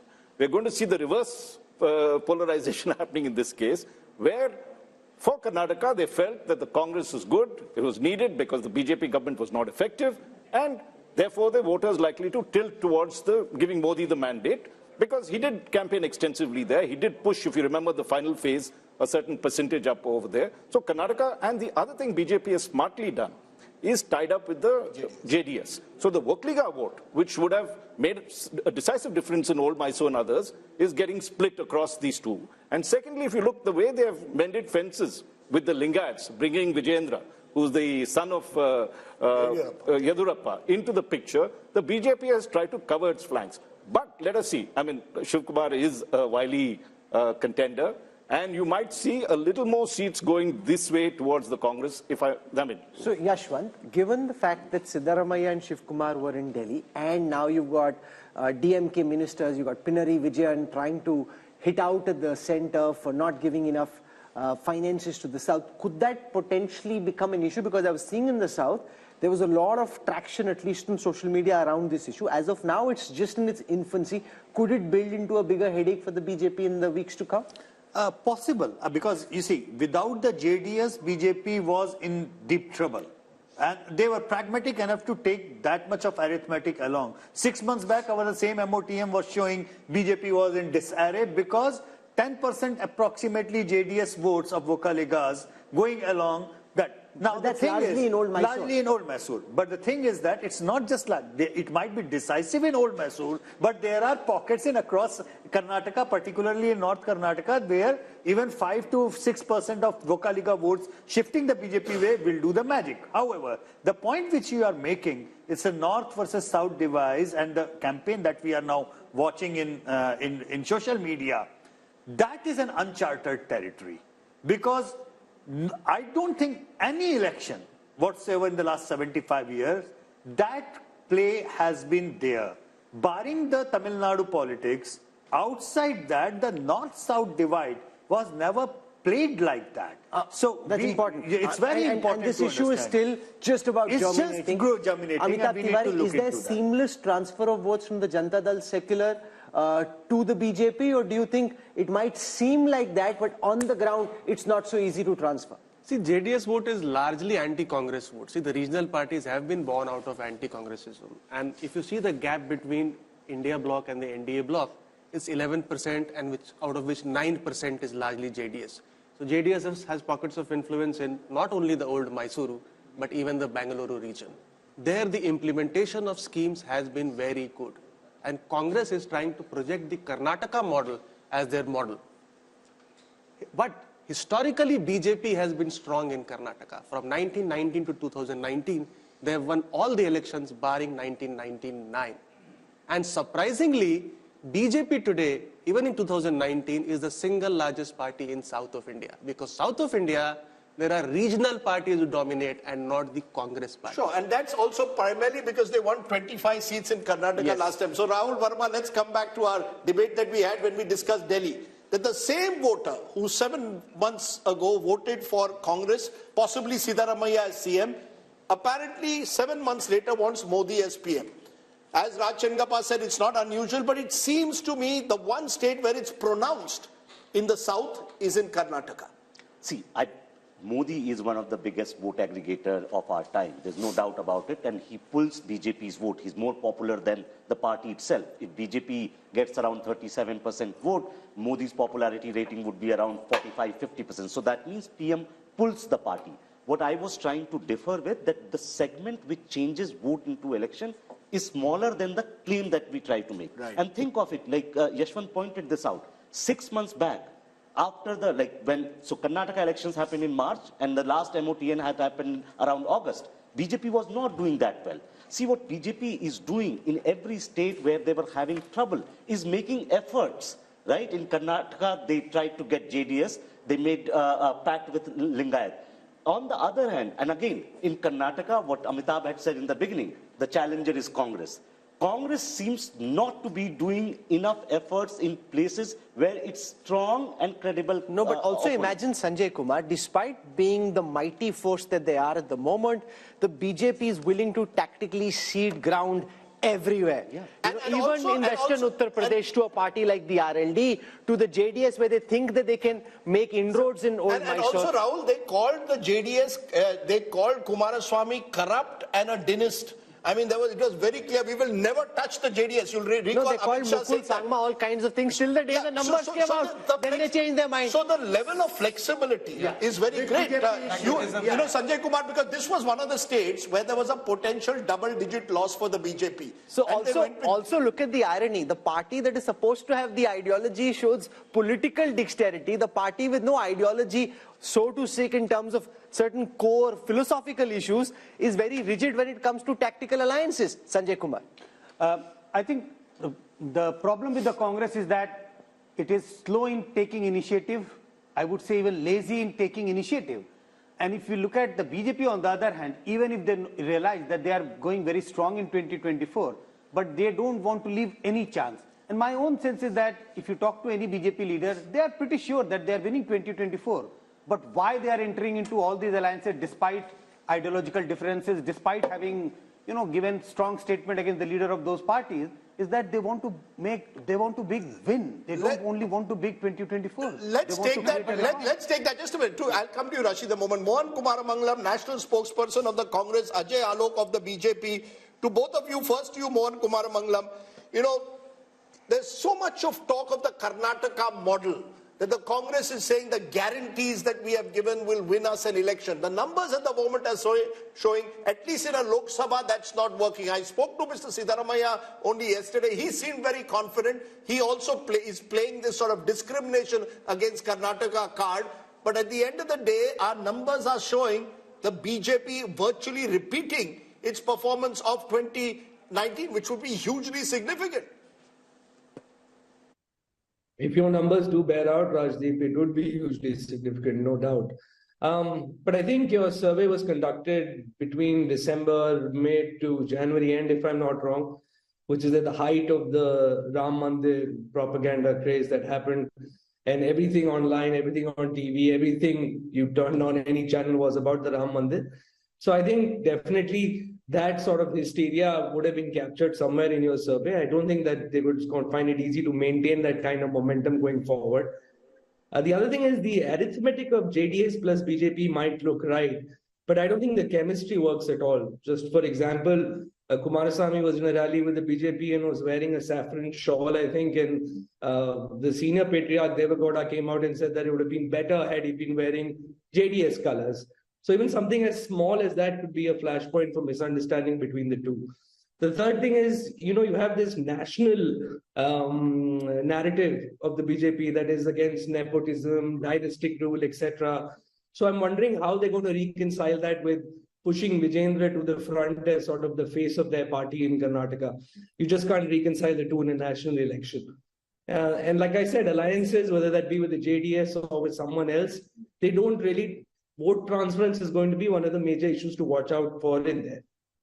Ajay Alok, on Karnataka, the transferability of votes from the Janata Dal secular to the BJP and vice versa, the Congress would hope that that might not be easy. We saw in the last elections, but also the JDS's vote is typically an anti-Congress vote. It didn't happen when the Congress and the JDS were together. That's the concern. Will there be transferability of votes, or do you think, especially in Old Mysore, the BJP is now seeping the idea that it's okay to vote for the Kamal, and that helps the BJP in a 15-20 year horizon as well, build in the one region where they're weak in Karnataka? See, one thing they're conveniently forgetting, that Congress snatched almost 6 to 7% of JDS votes in the last Vidhan Sabha election, but they were not able to snatch our votes. Our votes percentage was quite the same, 36.2, what we got and what we got in the last assembly election. And JDS vote bank significantly reduced from 19-20% to 13%, and this was majority vote completely. It was minority vote which shifted to the Congress. Now there is a feeling of angst and there's a feeling of appeasement everywhere in Karnataka, and how the Karnataka government is performing since they have formed the government. So there is a natural chemistry and a bonhomie between JDS and the BJP, and BJP and JDS combined together, we are crossing 50% mark very easily. Sir, with due regard, and with the dynamism and with the momentum of the election going on. Sir, with due regard, when you say natural chemistry, 7 months ago you were name-calling each other. I mean, you were calling him a dynast, you were saying their family is corrupt, the Gowda family is corrupt. This was, all your top leaders were going to Karnataka and saying this. So, is it that you've decided चुनाव के लिए कुछ भी. Forget the past. We have to win 2024. See, चुनाव के लिए कुछ भी नहीं. We are a political party and we have to look at the situation at the ground. And of course, when we are not with JDS, why we shouldn't highlight their problem and what their corruption issue was. The Congress will also do the same. Now, since they are with us, we have to look at the ground reality of what kind of appeasement politics is being followed in Karnataka. And that are they now not corrupt? My direct question to you is: JDS not corrupt now? Is JDS now no longer dynastical?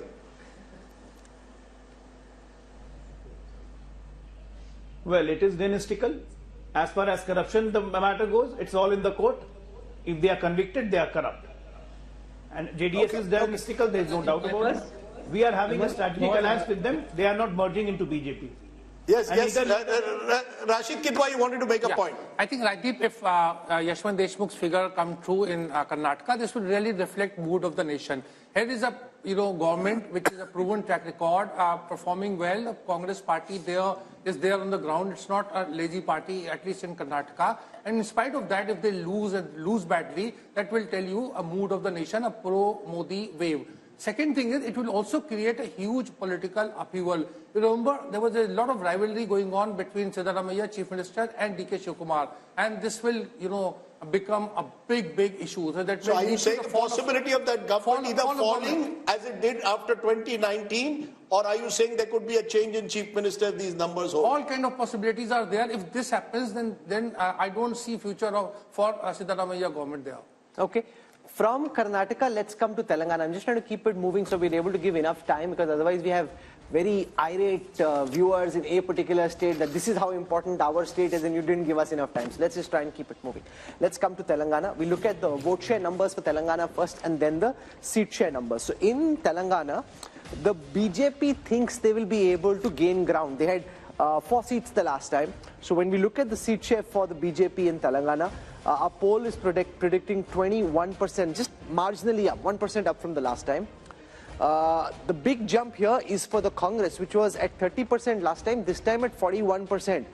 Whereas the BRS and the other parties, which includes OVC, coming down to 38 from 50% the last time. So the big change really is the bump in the fortunes of the Congress and the decline in the fortunes of the BRS. How does this translate into seats? The only sliver of hope that we're seeing of all the numbers that we've put out so far in the Mood of the Nation opinion poll are actually coming from the 17 seats of Telangana, where the Congress's tally is expected to go up from 3 potentially to 10. That's up 7 from the last time.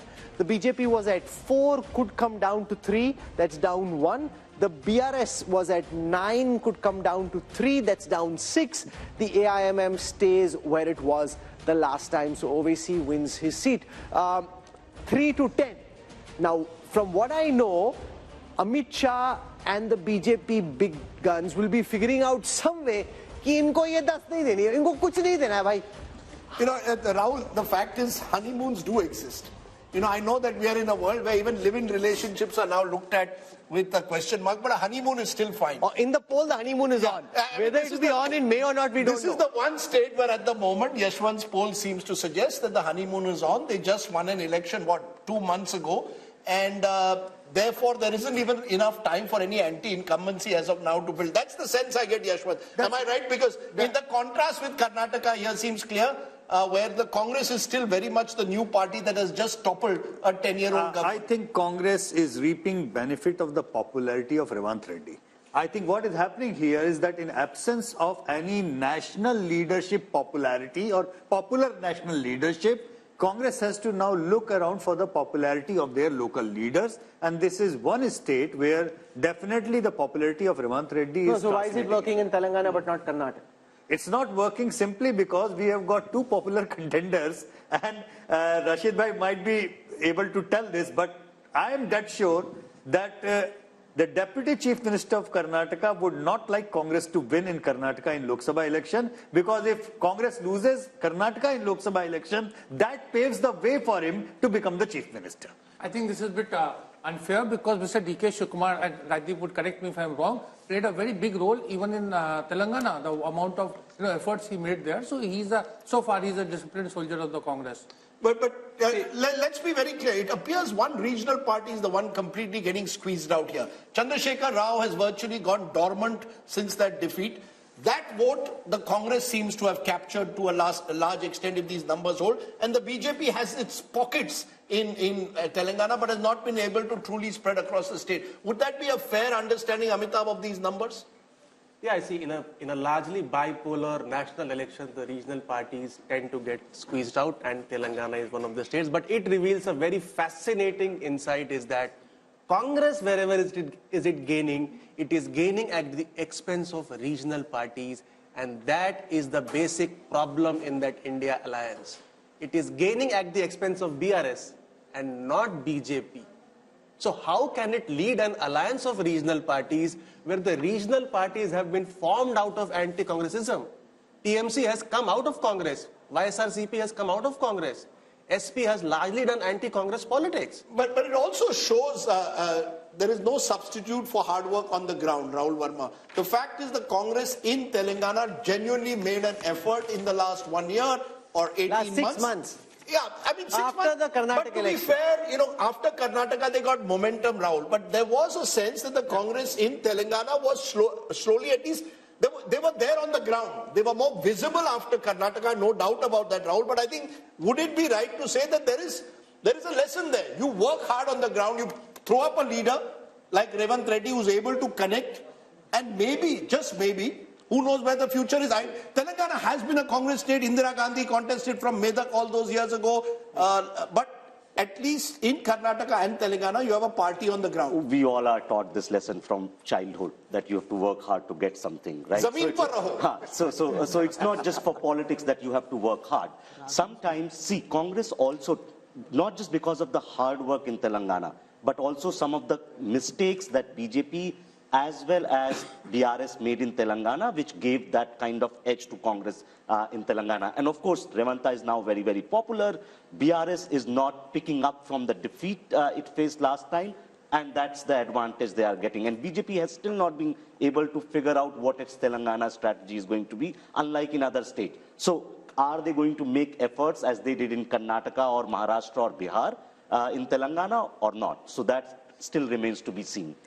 That's interesting, Raj Chengappa, because, the BJP has also been caught in Telangana between, do we play OBC politics, do we project an OBC leader, what, do we take strident anti-Muslim politics, will that take us forward?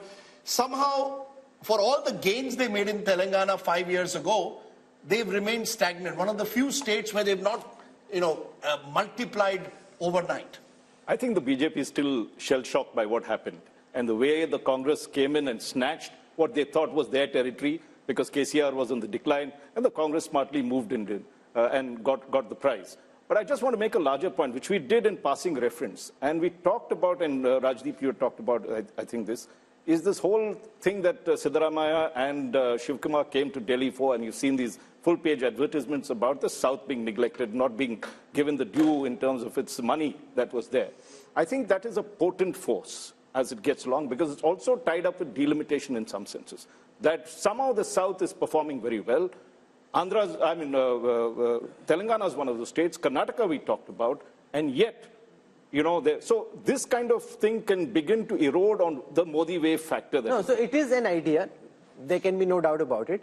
But does the opposition have the wherewithal to mount it into a meaningful idea, take it down to the ground in the weeks before polling? No, but give you a very interesting example. Mr. Pinarayi Vijayan is in town today. He led a protest. The Congress decided not to join it because the left is their prime opponent in Kerala. So there are internal divisions. But when I asked Mr. Siddaramaiah, he said, yes, we would like to hold a convention of all the southern chief ministers soon. So they will play this card. And at least it's a card with some emotional connect. No, but it's also Picho Suja.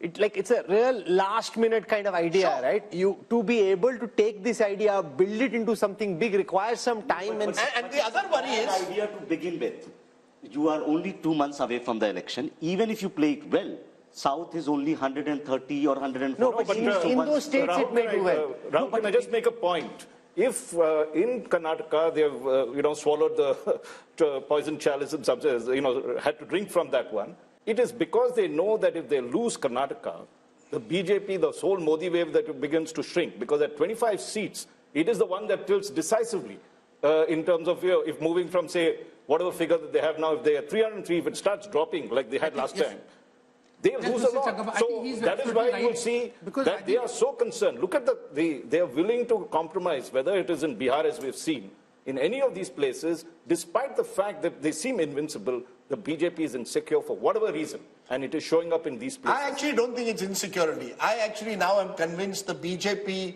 as you saw with Mr. Modi talking about 370 and 400, it's like pushing your troops to try and conquer what is seemingly impossible. So you say Karnataka, okay, people are saying we are going to lose there, put all your might in Karnataka. The Prime Minister's repeated trips to the south, at a time when, you would have thought they would say, okay, South is an area where we will not do well, suggests that actually they think South is a growth area. It's fascinating. Okay, so one seemingly impossible thing, seemingly impossible, but why not? When you are talking about the possibilities, if the BJP can go all the way to bring the JDS, if the BJP can go all the way to bring Nitish Kumar, why nobody is talking about possibility of BJP and BRS coming together? Look, the BJP at the moment, the BJP is hunting for allies all over. The BRS is a potential ally, but I think they see Telangana as one of the states where they want to grow in the future. And to grow, they have to finish the BRS. See, once the regional party is finished, make it BJP versus Congress in Telangana, advantage BJP. So that's the one reason why they may hesitate from taking on the BRS. And Chandrasekhar Rao is a wily leader.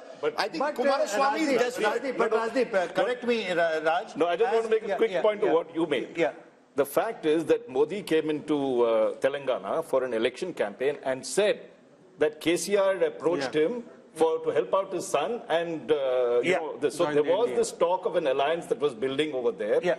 And of course, as we've seen, they've patched up with JDS. Exactly. Okay. Yeah. Exactly. So the point which Telangana is fascinating, but we need to move on, because otherwise we'll get caught in the politics of one state, and then people in Andhra will start feeling bad, and that's never a good idea when you're discussing Telangana and Andhra Pradesh. So Andhra Pradesh on your screen next. 25 seats here. I look at projected vote shares first.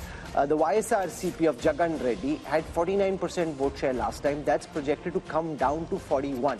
That's 8 down from the last time. But the TDP, which was at 40% the last time, is now expected to go up to 45. Remember, we had Chandrababu Naidu meeting the Home Minister recently. Are they picking up signals which before this poll the others hadn't, but BJP obviously had its own polling on the ground? The BJP had very little vote share, it's just marginally expected to go up. The Congress had very little vote share, marginally expected to go up. But the big change there is, for the first time, we are seeing the vote share of the YSRCP since Jagan led his party to power after that famous Padyatra, lesser than the TDP, a 4% gap, converted into seats. Fascinating here, very, very fascinating, because remember, Chandrababu Naidu was really given the rough end of the legal stick recently, and there's a lot of talk amongst the TDP supporters that there is sympathy on the ground there. That is reflecting in the numbers for the first time, because from 0 the TDP is projected to go up to 17. If you ask me, of all that we've seen, this is the one number that pops out of the screen and grabs my attention. My sense is Mr. Amit Shah has got a sense of what Yashwant Deshmukh's poll was suggesting. Because why is it? Sanjay Kumar is surprised. He's the ulta to because you've got, before I get, because you see, Chandrababu Naidu was there. Clarification, Rajdeep. Yes. Is TDP only TDP or TDP plus Jan Sena, obviously. Plus Jan Sena. Is it Jan Sena also in TDP? But you see, the thing is that you've got a party whose leader, Chandrababu Naidu, has been knocking on the doors of the NDA for months now.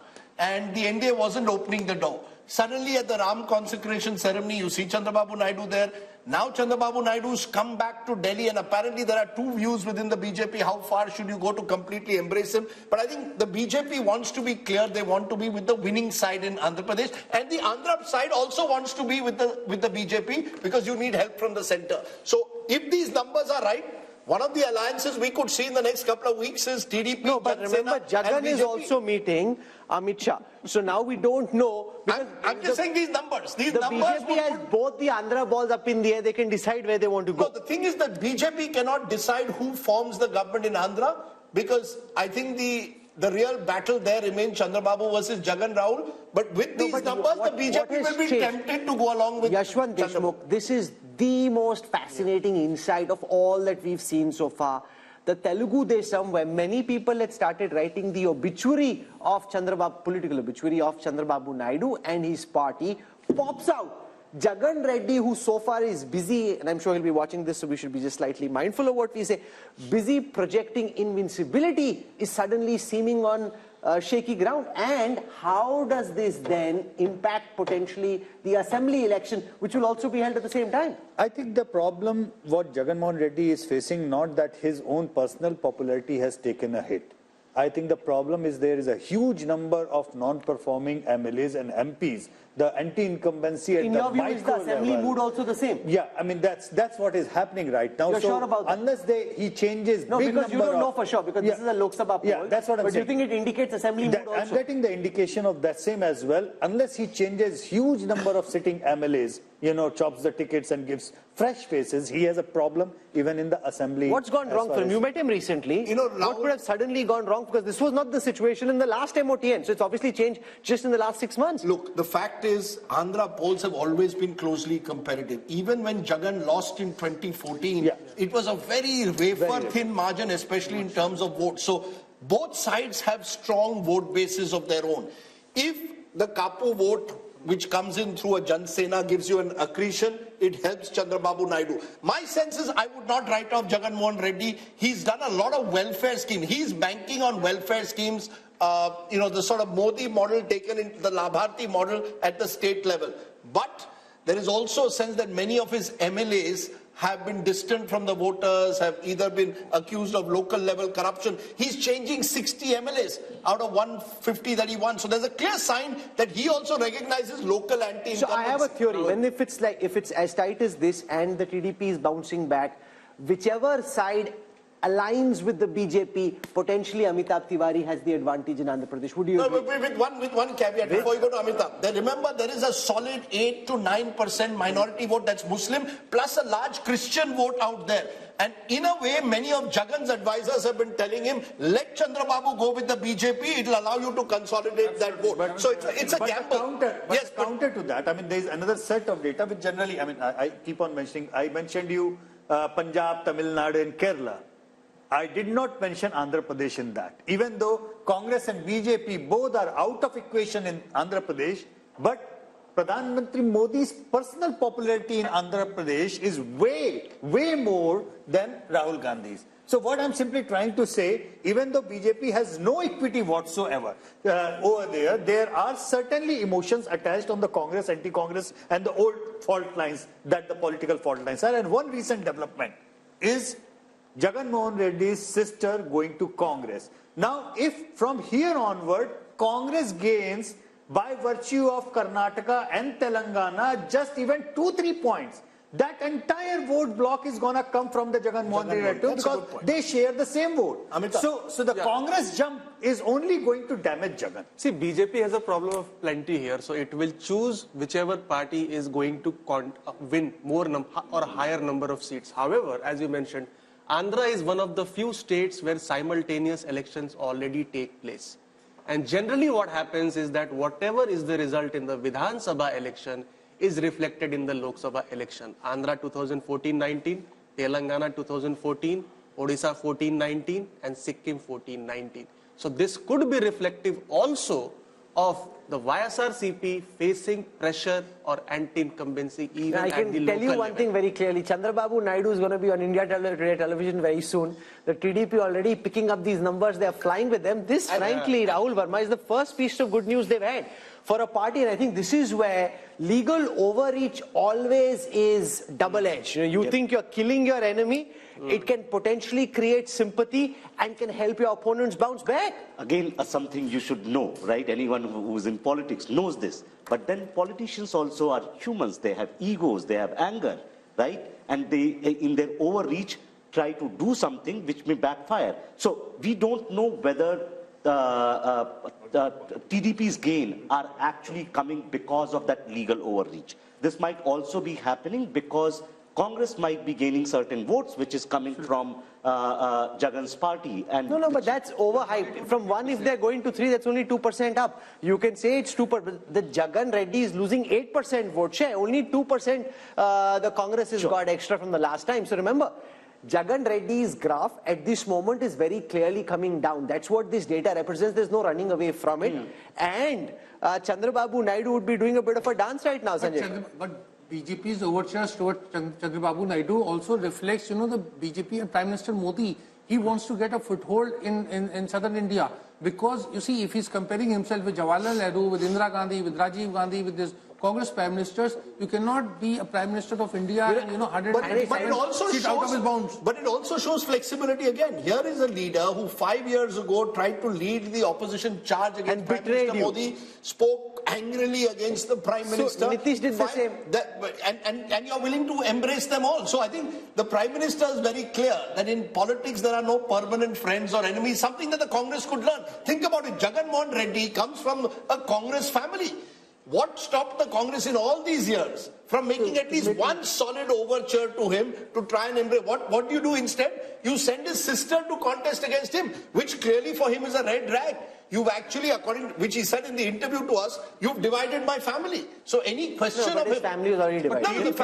No, 1 minute. What stops the Congress? It's been 15 years now almost since Jagan left. You could have made an ego. There's a difference. Yes. No, my point is the Home Minister often says BJP is ready to make that extra step of flexibility. Because the Home Minister often says, and the Prime Minister believes this, that power में होंगे तब अपनी ideology को हम implement करेंगे ना. Power में ही नहीं है तो कैसे implement करेंगे? Whereas Rahul Gandhi says power is poison. I think that is the fundamental difference. Rahul Gandhi says power is poison. Rahul made a very good point. That you see, an ideological party.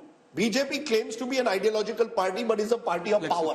The Congress claims to be a party of power, but is now under Rahul Gandhi trying to become a party of ideology. That I want people who are going to fight the RSS, come what may. So you've got a remarkable shift where the BJP wants to be the party of power. But Rajdeep, there's a very big difference. Yeah, everybody knows what the BJP's ideology is. Half the congressmen don't know what the Congress's ideology is. They don't agree on the same ideology. Rahul, so that's the reality. Let's also admit Congress does not have ED.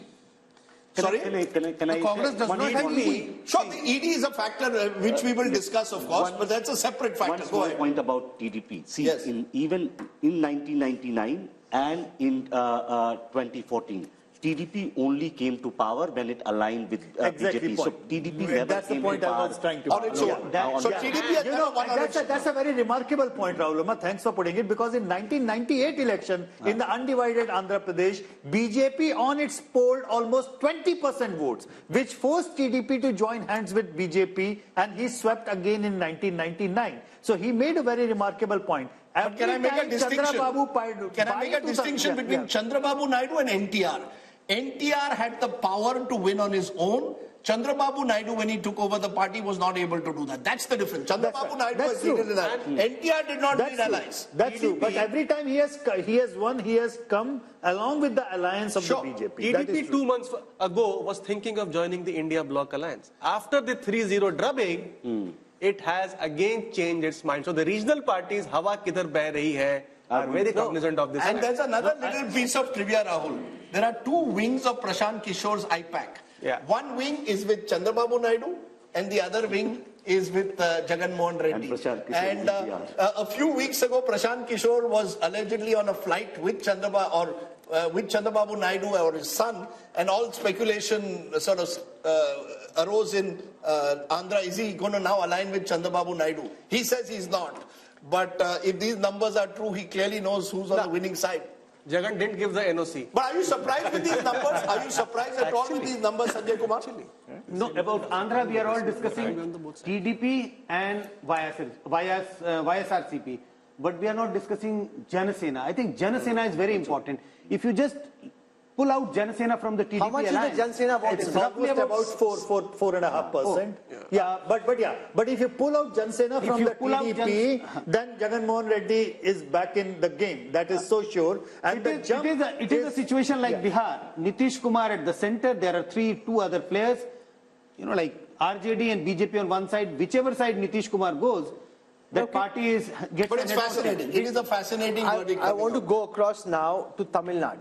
And Tamil Nadu is the one state where the UPA or the India alliance, at least at this moment on the surface, looks settled. The turbulence is on the NDA side because the AIDMK and the BJP are now separate just at this moment, and this game is changing so fast that I don't want to end up saying something which makes us look silly a few weeks down when people look back, because that's the way everything we're saying is just commentary at this moment. Things, of course, can change. So here is Tamil Nadu. I'll start with the vote share numbers first. So the NDA projected to be 15% vote share. The India alliance from 53 to 47. This is largely the DMK and the Congress and some of their smaller allies. Now you've got the AIDMK in the others, which is now expected, the others together are expected to be 38%. Let's look at seats. Yes? AIADMK is also there. A lot many smaller groups are there who are not yet aligned. So we do not know which side will they be in. So a lot of this AIADMK on its own is hardly about 30% at this point of time. So 8% are the others, 30% is the AIDMK. Okay, here is the conversion into seats. Now again, the second state where there is some good news for the opposition alliance, because like in Telangana, this time of course is the India alliance. They had 38 seats the last time, expected to go up to 39 this time. The BJP, while it may gain vote share, not expected to win seats in Tamil Nadu, and the AIDMK had just one seat, that too could come down to 0. So Tamil Nadu looking strong. Does the DMK stay fully with the Congress, or could there be a twist in the tail there also? I think, Rahul, I'll be very surprised given the statements that Stalin has made at the moment that he will also switch sides. There's the ED factor that our friend Rashid Kidwai mentioned. Yes, there are a number of DMK ministers under the ED scanner. But I find it difficult to believe that it will happen before the election. What happens post-elections, we don't know. If the Congress completely collapses, many of these allies of the Congress today could go in different directions. But I think there's a general sense, and the poll may well bear it out, Yashwant, that this is the one state where the Prime Minister's popularity is much less than it is nationally, even though he's made the effort repeatedly to go to Tamil Nadu, to identify himself with Tamil culture, the Singal, when the new parliament was inaugurated. So the BJP, as always, continues to see Tamil Nadu as this sort of bridge too far, which they want to one day conquer. But no, look at the effort he makes with the Kashi Tamil Sangam. Yeah, but my sense is the AIDMK's collapse over the years has only consolidated the DMK and has put the BJP in a difficult position. Do we try and occupy the opposition space, or do we tie up with the DMK? Either ways, you know, the vote share increase is not going to result in the seat conversion. So is there a vote share increase substantially? Yeah, it's a vote share increase substantially. It could be further because, as I said, many of those smaller splinter parties might still go this way, that way, or the ND way. We do not know. No, is the BJP gaining or is the AIDMK gaining this plus 3%? It's the BJP gaining. AIADMK is not is going down and down and down all the way. And by the way, AIADMK is counted in others in this calculation. It's not counted in the NDA vote share for that. Yeah. No, but so you're saying a 15%. Just a minute. You're saying a 15% vote share is possibly a BJP vote share? BJP and the other perceived alliance partners of the BJP, and that's not a very big number. I tell you why. In 2014, BJP actually contested with his alliance all alone, not being part of AIADMK or DMK, and they polled 18%, which is a decent enough number. But that vote share, just like Kerala, as I mentioned, BJP almost touches approximately 20% in Kerala. In Lok Sabha. But in Lok Sabha, but 0 seats. It doesn't really matter. 3 states where Prime Minister Modi has actually bent over backwards, I would say, in order to accommodate the political sentiment, Tamil Nadu, Kerala and Punjab. The gap is reducing. They are having a growth of organic level, I would say, but unlikely to convert into seats. Rahul, is there any possibility there's a buzz that the Prime Minister could contest from Kanyakumari as a second seat? No, so there's a buzz that he wants to bridge the north-south divide himself.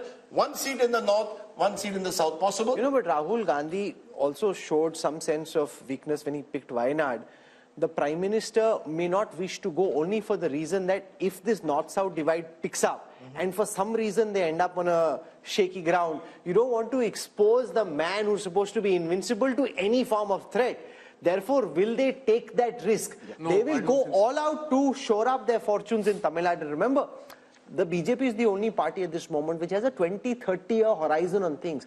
When I speak to top BJP leaders about, say, the strategy for Tamil Nadu, or say, why don't you just patch up with the AIDMK at this moment, it might make it easier. They're saying, you know, we want to end Dravidian politics. Not just about coming to power at this moment, it's also about a larger political, social, ideological fight where we want to integrate the country. I mean, at least they're talking that language and then pushing in that direction. Right. Oh, now, like the Chinese have a 20-30-year horizon, the Congress doesn't even know what they're doing tomorrow. Raj, where do you therefore see the DMK being? You know, if these numbers hold, the DMK will presumably be, if not the second largest party, certainly the third largest party once again. Does the DMK remain where it is with all the ED pressures that we speak about? Other allies are slowly drifting away from the India alliance? Or is there, you believe, a chemistry with Rahul Gandhi and the Congress that Stalin intends to cement? I think you have to look at what he gains. If it's only the ED that is putting pressure and how deep that pressure is, one has to look at. But funding, yeah, but fundamentally, Tamil Nadu doesn't believe in this one nation, one party, one nation, one language. So there's been that protest going on from the 60s. The more the BJP tries to emphasize all these things, and let's not forget, Prime Minister Modi had, you know, as part of the temple run, went right down to Tamil Nadu and did 2 temples out there to assure them that, look, we care as much not just of the Ram Mandir, but all your tradition and culture. So at the moment, I don't find a reason why Stalin should be switching unless there's some inside information. No, also, given the comments that Udaynidhi Stalin has made about Sanatan Dharma, I presume the BJP can't be then seen to be embracing them right away. Yeah, and the Tamil culture and the fact that anti-Brahmanism had ruled for, and continues to in many senses, it's going to be difficult for the BJP. It'll get this 10-15%.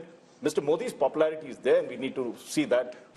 Okay, let's turn then to the final state in our southern sojourn, which is the lovely state of Kerala that often marches to its own beat. Take a look first at vote share. If elections are held in 2024, what happens in Kerala is the UDF, that's the Congress-led front, 46% vote share, LDF 32%, 14% back, NDA 17, others 5. How is this translating into seats? Well, it's virtually a repeat of 2019, once again a clear sweep for the Congress-led UDF. The best news for the Congress so far, apart from Telangana, is coming from Kerala. 18 to the UDF, just 2 to the LDF. But remember, both are part of the India alliance. So no, but it's a big change from 2020, Yashwant Deshmukh, where you had the LDF come back to power. Now you've got, for some reason, very clearly in a Lok Sabha context, anti-incumbency against the left and very strong pro-incumbency against the Congress. And if Kerala was India, Rahul Gandhi would be Prime Minister. Absolutely. If Kerala was India, Rahul Gandhi would have been not only the Prime Minister, he would have been a Prime Minister with Rajiv Gandhi kind of majority. But having said that, I think 2019 numbers also came after a victory of left front in the assembly elections. And so that way, Kerala is a very much split vote. Because they are voting for assembly level separately and Lok Sabha level. No, but what explains that vote, Rajdeep? You know, it's very interesting. A few days ago, Kerala left leader told me, why does Rahul Gandhi have to contest from Wayanad? Can't he choose any other part of the country? We are his staunch allies in the India alliance and he's coming to take us on in Wayanad. So I think there again, people... He looks like a strong force in Kerala. No, so therefore, you see, the Congress is seen as a national party in Kerala. The left is seen as the regional party of Kerala. Mr. Vijayan is seen as the prominent chief, the #1 neta of Kerala. There may be anti-incumbency brewing against him also after 8 years in power. But I think the main reason is the belief that the Kerala voter sees the Congress as a national alternative to the BJP. GVL Narasimha Rao is now with us. GVL, the BJP was trying very hard on its own through the RSS to win something in Kerala. Yashwant's data suggests it's a bridge too far for this election. No, I think we are very confident of winning some seats. I will not say we'll be a big force in this election because Kerala doesn't, election to election, the swing is not more than 2% or 3%. Kerala is a state that moves very slowly. But certainly in this election, we are confident of winning. And what about Andhra Pradesh, where the Home Minister and Naddaji met both with Chandrababu Naidu, also meeting with Jagan Reddy? What's cooking there? I think these are political meetings that happen during election time. But certainly, no, I think you won't, until anything is final, I think you will not know. So you're flirting with both parties, essentially? No, we have got support from both the parties as far as parliamentary strength is concerned. But as far as elections are concerned... But Naidu betrayed you. Would you take him back? I think these are decisions that party will take at the highest level. You come from the state, it's your patch. No, but these are political calls. That makes it even more difficult for him to commit, because it's his own patch. Rahul and Rajdeep, you see, there are no emotional decisions here. Political decisions are always based on wisdom, political wisdom and political sagacity. Because you accused me, you made some comment against me, or you called me names in a rally, therefore I will not tie up with you. That's college level politics. We are Can I just take it around this table though to ask that, since we spoke of college level politics and Kerala's strong student movement, how many people on this table believe that Rahul Gandhi made the right decision by choosing Wayanad, or was it escapism?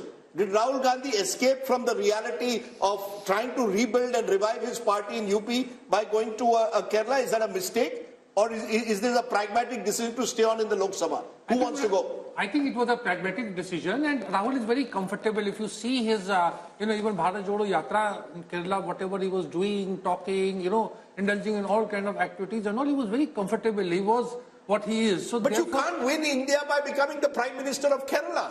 To take off from what was just said. That you've got to, instead of investing in rebuilding the party in the north, you're building your base in Wayanad, where your principal opponent is your India ally, the left. I think yes, but these are not easy decisions. It's like, Prime Minister Narendra Modi contesting from Tamil Nadu. I don't think so. I don't think Prime Minister Modi believes, or his party believes, in any kind of bravado. No, but Rahul could have taken Telangana, he could have taken Karnataka. Why take Kerala, the one state where your ally is from your India alliance? Well, that would be a choice if you can. Is this KC Venugopal telling him take a safe seat? Why not? Large minority population, and that also is seen as a factor. You're choosing a seat with a large minority population. It gives the BJP, and they did it in 2019, that you only want to contest a seat with a large minority population. What are you saying? Are you saying minorities are not? They're also as much as Indian. They're not Bangladeshis. Sure, but it gives the BJP an opportunity to play on the seeming weakness of the Congress. That the Congress is only relying now on the minority vote. No. Given a chance, I think the BJP would want to be very comfortable with minorities, simply because they are also, bona fide voters governed by rule of law, constitution. Okay. Rahul Verma, you agree that Rahul Gandhi did the right thing by picking Wayanad? Depends on what the right thing means, right? Like if the right thing is just about getting a Lok Sabha seat, perhaps yes. If he thinks he can revive or make the party very, very strong in South, that's also right. As Rashid is saying that in southern India, and even this poll is saying that Congress is actually gaining in South. No, not in South, only in Kerala. Where in the South? In Karnataka, BJP is doing well. In Andhra Pradesh, the TDP and the YSRCP. In Telangana, Congress is doing well in alliance with DMK. In Tamil Nadu, they would do well. So in that sense, it's not a bad decision. I think, should he look towards South as well as build the party in North? That's what a leader is supposed to do. Modi campaigns in North and South and East and West, right? If you want to be a national leader... I think one of the key reasons, one-liner I would say, he lost Amethi because he went to Wayanad. Yeah, well, what I was told is that they saw their polls in Amethi suggesting a very tough fight, possibly losing. They looked for a safe seat in the south and picked Wayanad. So it was almost like some kind of security which Rahul Gandhi was offered. No, but imagine if he's your main batsman and he's looking for a safe position. Which is my point. You see, this is precisely my point, Rahul, that I would have if you wanted to choose south, choose Karnataka, for example, a state. Where did Indira Gandhi go? Indira Gandhi went to Chikmagalur, went to Beda. What is the safe seat for Karnataka, Congress in Karnataka? I have no doubt that there could be potentially safe seats, including potentially Chikmagalur. But look at the projected vote share and seat share of the South, because, Rahul, I think it shows the exact opposite of the North. The vote share in the South, as per the Mood of the Nation poll, NDA 23%, India 41%, others 36%. How does it add up in seats? NDA 27%. That's just a small dip from last time. Remember, BJP got 29 out of 130. India 76%. Slight up because of Telangana, others 29%. But basically, you really have two Indias politically.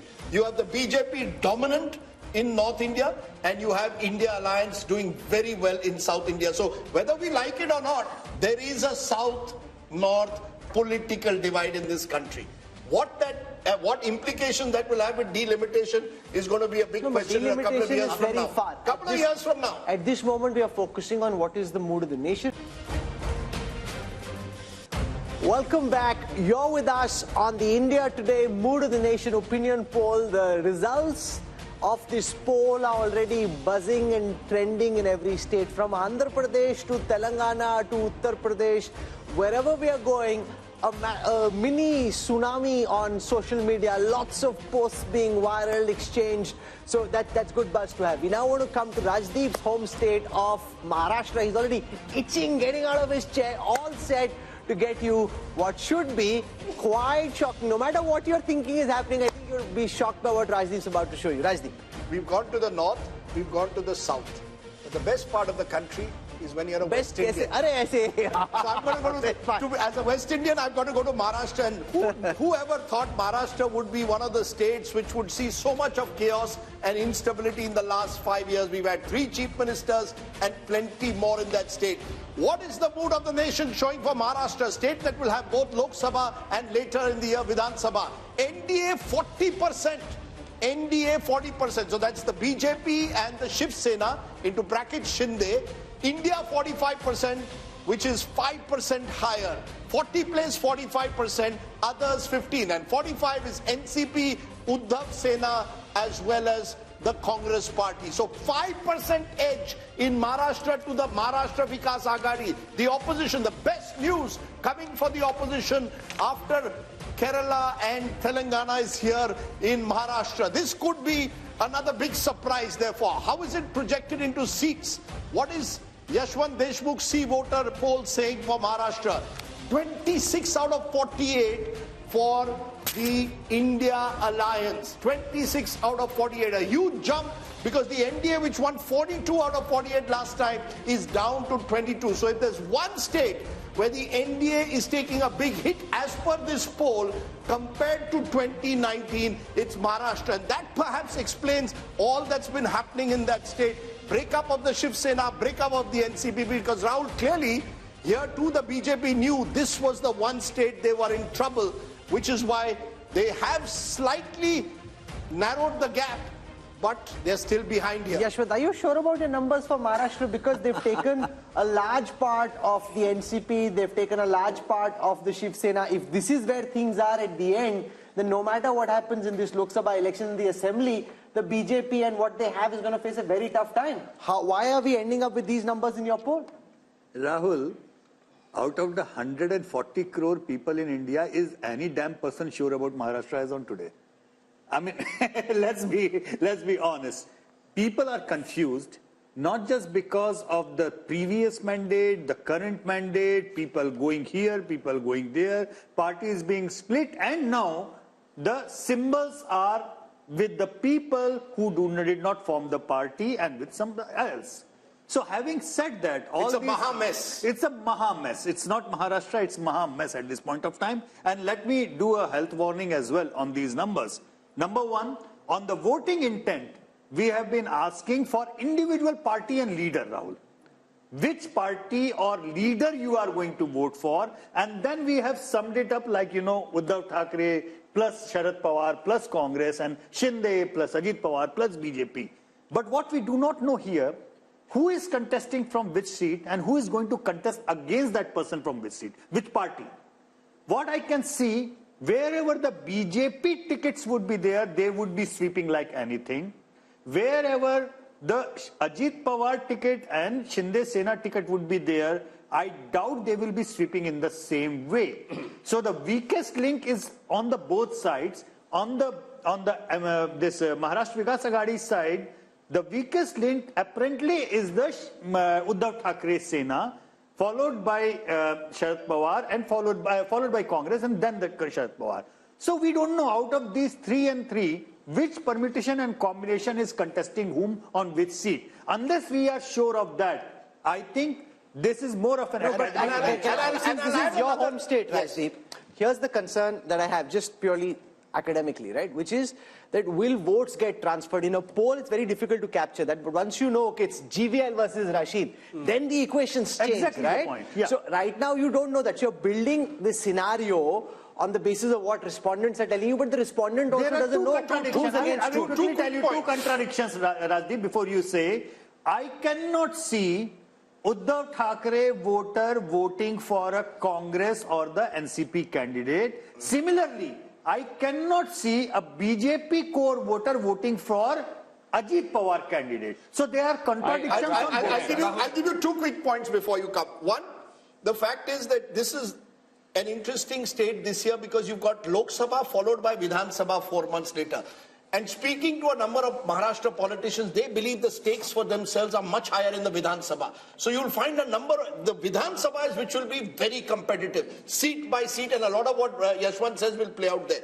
In the Lok Sabha, Rahul, even though the BJP appears prima facie down compared to 2019, I think, and Yashwant is right, the BJP will do well in its pockets of influence. They have strong pockets, especially in urban Maharashtra. The problem for the BJP is there is a general sense that you have struck opportunistic alliances and you have broken two parties which you were dead against. But GVL, when I was speaking to top BJP leaders, their numbers were 40 plus. They think it's 40 plus. But a 5% lead for the India alliance, after all the todphod you've done, if this is where it is 22 versus 26, then it's obviously not the way you're calculating. No, I certainly don't see the numbers the way the poll is predicted, Yashwant's poll. Primarily because this is an election that Prime Minister Modi will be driving. People are voting for PM Modi. They are not voting for individual constituents. This is an election where you will see a massive swing. So anybody voting, anybody contesting, the premise of the poll, the premise which is also the reality of Maharashtra politics, which gets reflected in this poll, is that BJP at this moment is not a pan-Maharashtra party. Modi might be a pan-Maharashtra phenomenon. BJP per se is not a pan-Maharashtra political party. Even in states, Haryana, was Haryana a BJP state until 2014? Did BJP ever win a couple of seats in Haryana? No. But once Modi is on the scene, Prime Minister Modi ji, he is one who will drive the entire vote. Please give me the popularity ratings, because that will give you an indication. Can I just explain? If you have those numbers. No, look, last time the BJP contested 25 seats, the Shiv Sena 23. And the BJP and Shiv Sena did extremely well, winning 42. Now what's going to happen is the BJP is going to put pressure on both the Shinde Sena and the NCP Ajit Pawar group to contest less. And the BJP will look to contest at least 30 and divide it. The Ajit Pawar's party is happy not to contest Lok Sabha. Their energies are on Vidhan Sabha. Similarly with Shinde Sena. So that might actually mean the BJP could contest more in the Lok Sabha. I think the worry is that there is genuine anger against the way governments have been broken, fallen on all sides, towards all politicians. So I think you will find Vidhan Sabha becoming a real battleground. Lok Sabha, the Modi factor does play out. Sharad Pawar clearly is weaker in a Lok Sabha election at the moment. He may not even be able to sort of, campaign as aggressively there as he would in a Vidhan Sabha, but he will hope for some sympathy. Uddhav Thackeray is hoping for sympathy, which may come in a Vidhan Sabha, may not come in a Lok Sabha. So Rahul, you could see Maharashtra in the space of 5 months having two very different verdicts. But, Madhu Yaksha Gaur, this is your good news. If there is one state where you need to perhaps invest more attention in the next few months is Maharashtra. And the feeling is typically the Congress is not seizing the opportunity. You're missing the opportunity to miss an opportunity. Many of your leaders are leaving, joining Ajit Pawar's faction. Milind Deora left to join Shinde Sena. Today, Baba Siddiqui, your MLA, former MLA from Mumbai, has left, is likely to join Ajit Pawar. So you're not holding on. You're the Kamzor Kadi. Hopefully, your predictions may hold on to the leaders who are planning to leave, Rajdeep. But having said that, this has been expecting in Maharashtra, Rajdeep. I think various projections and studies we've done. And we've been very hopeful on Maharashtra because of this third pod, what Rahul says. It's not helping with the people's mood. Secondly, I give this credit to Prakash Ambedkar also joining INDA group can help also the Maharashtra Vikas Agdi to win more seats. Rahul, how do you explain these numbers? The fact that you've got what seems on paper a strong alliance now with Ajit Pawar there, Shinde there, the other parties seem weakened, but they still have a 5% lead in this poll. So with lots of caveats, because no one knows what's going to happen in Maharashtra, but if our thesis is right that people in Maharashtra are unhappy with the way parties have broken alliances, then the expectation would be that the turnout is going to get depressed, which means it depends who has the more cadre on the ground. So it doesn't matter who has which of these groups actually got the cadre on the ground.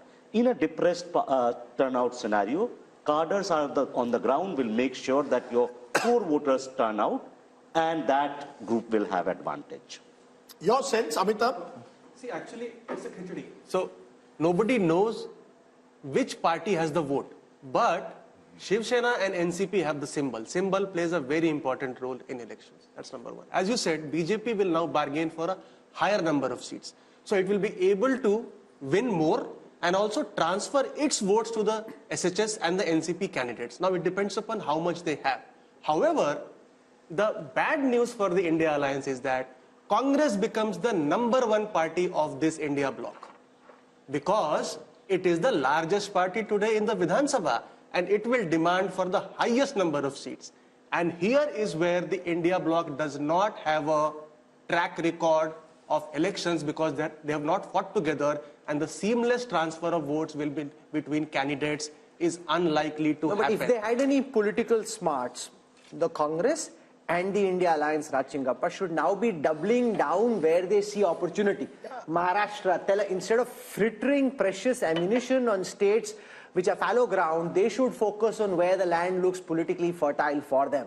The problem is that's not how they're thinking. BJP is going state by state, seat by seat, candidate by candidate, plucking, and the Congress is trying to do some kind of an ideological revolution. At least Rahul Gandhi is attempting some kind of an ideological revolution here. But I think the reverse is also true. The way the BJP and Mr. Modi is obviously party to these decisions has been picking up and splitting parties and everything else, and Rajdeep talked about it, doesn't do their image any good.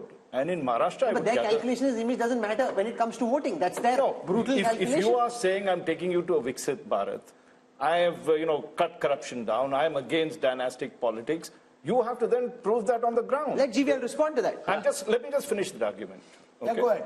Because I think it's a principled thing that happens. In Maharashtra, I have a feeling, Rajdeep could vouch, and he also expressed it, is I think there's a Marathi pride which you can define in some ways or the other, right?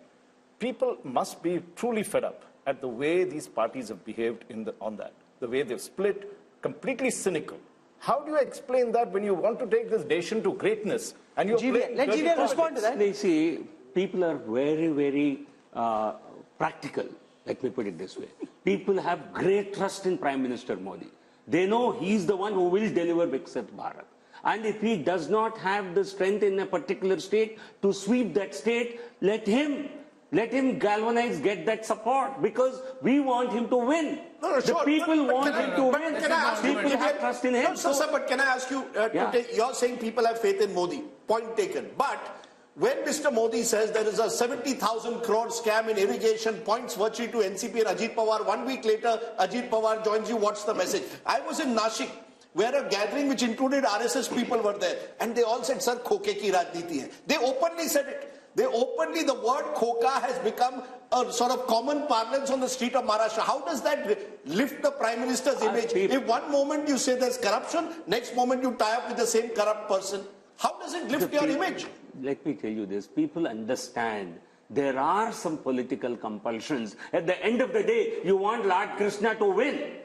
You want Bhagwan Ram to win. There are some adjustments they will have to make in the interest of larger national good. But have you gone too far? The point is, no, I'm telling you, this is the Hindu psyche. This is an important point that GVL Narasimha Rao makes, because when I was interviewing Dr. Jaishankar, and I've seen now several people say this, they talk about Bhagwan Ram, they talk about Hanuman, they talk about the Ramayana and the Mahabharata, and they talk about tactical compromises on the battlefield, which leads to the war being won. So this is something that we're seeing now quite a lot of, which is what he's talking about. No, but then Rahul, with due regard, sorry for speaking out because it's my home state, I feel strongly.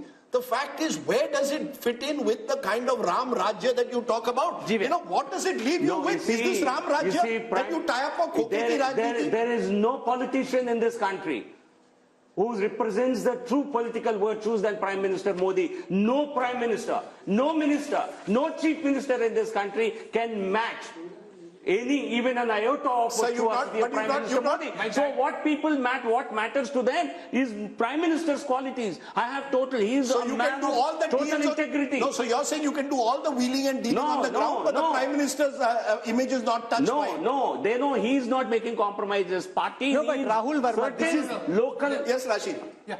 I mean, by going by Mr. GVL Narasimha Rao's logic, BJP should be winning all 543 seats. If Mr. Modi is on a big ticket, he's there on Tamil Nadu also, he's there in Telangana also, he's there in all other states. I think, we must accept what Mr. Yashwant Deshmukh's survey is projecting. We have gone through over 300 seats and there is a kind of trend. This is a very interesting thing about what is the findings of Maharashtra. There are 4 states that were always, they are kind of, outliers, and they are giving something in favor of BJP. In case of Karnataka, in case of Maharashtra, there is a trend, and we will see. No, Maharashtra is not Bihar. With the BJP. It's going the other way around. Precisely. So I'm saying there are 4 states that were very crucial in 2024. Even if the outcome is kind of well known that the BJP has an advantage and Mr. Modi is a favorite. One state is Bengal, other state is Bihar, third state is Karnataka, and fourth state is Maharashtra. Now it is giving different kind of trends. I think we must accept what Mr. Yashwant Deshmukh is predicting. We cannot be finding faults with his methodology or, how it will shape Maharashtra. We can't be having different... Yes, Rahul, very quickly. So, two points. Yes, in politics, all politicians and parties make these tactical calls. But these tactical calls are going to have cost in the long run. Indira Gandhi in 70s did a similar thing. At some point, it costed her party. Maybe, perhaps, when Prime Minister Modi is around, it won't cost. When he's not around, it may cost the party. So all parties face that cost. Second, throughout the survey, and Yashwant ji has to correct me on this, I have not seen a single state, except the smaller ones perhaps, where BJP is gaining votes from 2019 numbers. They're gaining seats. Even in UP, the votes are not basically... They've got a slight bump, 53%. Yeah, 50, so 51, 52. So in that sense, like in North, there are no big gains coming. In terms of vote share, and even in South and West. So I think where perhaps Mr. Narasimha Rao can explain us that why, despite everything in these 5 years, BJP is not being able to make and the interesting point about Maharashtra... No, but I'm a little shocked by his argument. Listen, remember also that you are dealing with 10 years of being in government. Sure. Look at Biden after 4 years. Look at Macron. Look at Trudeau. Here's a man who's been in power for 10 years. If he can retain his historic numbers, that's by itself is a superlative performance. I think, Rahul, the point that you made about the 2 point or less, like somewhere they were leading by 60 points, now they are 58, 2 points. I understand your point. But what I learned from the experiment and result of Madhya Pradesh is that eventually it will be relative turnout, which will be playing 3-4% of jump just out of nowhere for the BJP, just by virtue of their supporters being more excited about going to the polls and Congress not being in a position as organizationally and resource-wise to pull their supporters. What happened in Madhya Pradesh? But I just want to make a small point which I think is important. Between 2014 and 2019, Rahul, Mr. Modi's popularity was so high that he was even able to pull his party in state elections where they were otherwise not the #1 party. BJP was not the #1 party of Maharashtra. It's after 2014, Mr. Modi pulls it up. 10, 12%, they even do very well in state assemblies. After 2019, looks what starts happening. What happened in December in the assembly elections? Sir, just a minute. December, we can come back to December, but 2019 to 2024, 1 minute. Rajdeep. The BJP in Himachal Pradesh, in Haryana, in Jharkhand, even in Bihar, in state after state, Mr. Modi alone cannot pull up the state unit. Mr. Modi is still very popular in Maharashtra, but Maharashtra's own leaders, BJP own leaders, are not happy with the kind of compromises they've made to stay in power. Some stage, it may cost them in a Vidhan Sabha. I agree with you, Lok Sabha, it won't cost them because that becomes Modi versus who. But what happens in your state units? Therefore, Rahul Verma makes an important point. Will the BJP go the way the Congress did? After 10, 20 years, because it makes these compromises. You can wish that if you like. No, he asked a question. But you see, politics, what happens today doesn't influence voting patterns 20 years down the line. I think that makes no sense at all to me. Now, coming back to your question, Modi ji, he was able to pull several assembly elections initially, but you are saying subsequently he did not do so. Because, you see, once you have pulled an assembly election, the local performance and local leadership has to hold there. People will hold every government accountable. You accept that? Why not? Okay. I think. So I want to press the pedal and go to Gujarat and Goa, and then we have to go to the east, and then we have the big national picture. So Gujarat comes up on your state next. I want to spend very little time here because it's one-way traffic, as one-way traffic can be. I mean, it's like whoosh. There's no comparison. 62% vote share projected in favor of the Bharatiya Janata Party in Gujarat. I mean, 6 out of 10 people just want. That's the highest so far in the country. 6 out of 10, and we're not even dealing with the smaller states like a Himachal or an Uttarakhand. In a big state like Gujarat, 62%. The Congress had 32% vote share. That's come down even further to 26, down 6 from the last time. Let's now come to seat shares. If you got 62% vote share in a largely bipolar contest, I mean, you don't need to be Yashwant Deshmukh to do the calculation. You can do it yourself. It's 26 for the BJP in. They want their man back. They want their boy back. They're like, look at how hard he's working. A Gujarati fixing this country. We want him. If I was a Rajya Sabha BJP MP who's told to contest Lok Sabha, I'll say, "मुझे गुजरात की seat दे दो." कोई भी दे दो. कोई भी seat Gujarat की दे दो, वडोदरा दे दो, गांधीनगर दे दो. GVL also is ready to contest from Gandhinagar. You see, that's the one state where every politician will feel a relative sense of security. I think Gujarat is there is little difference from contesting a Rajya Sabha and a Lok Sabha. Is that what you're saying? No. I'm saying that a Lok Sabha...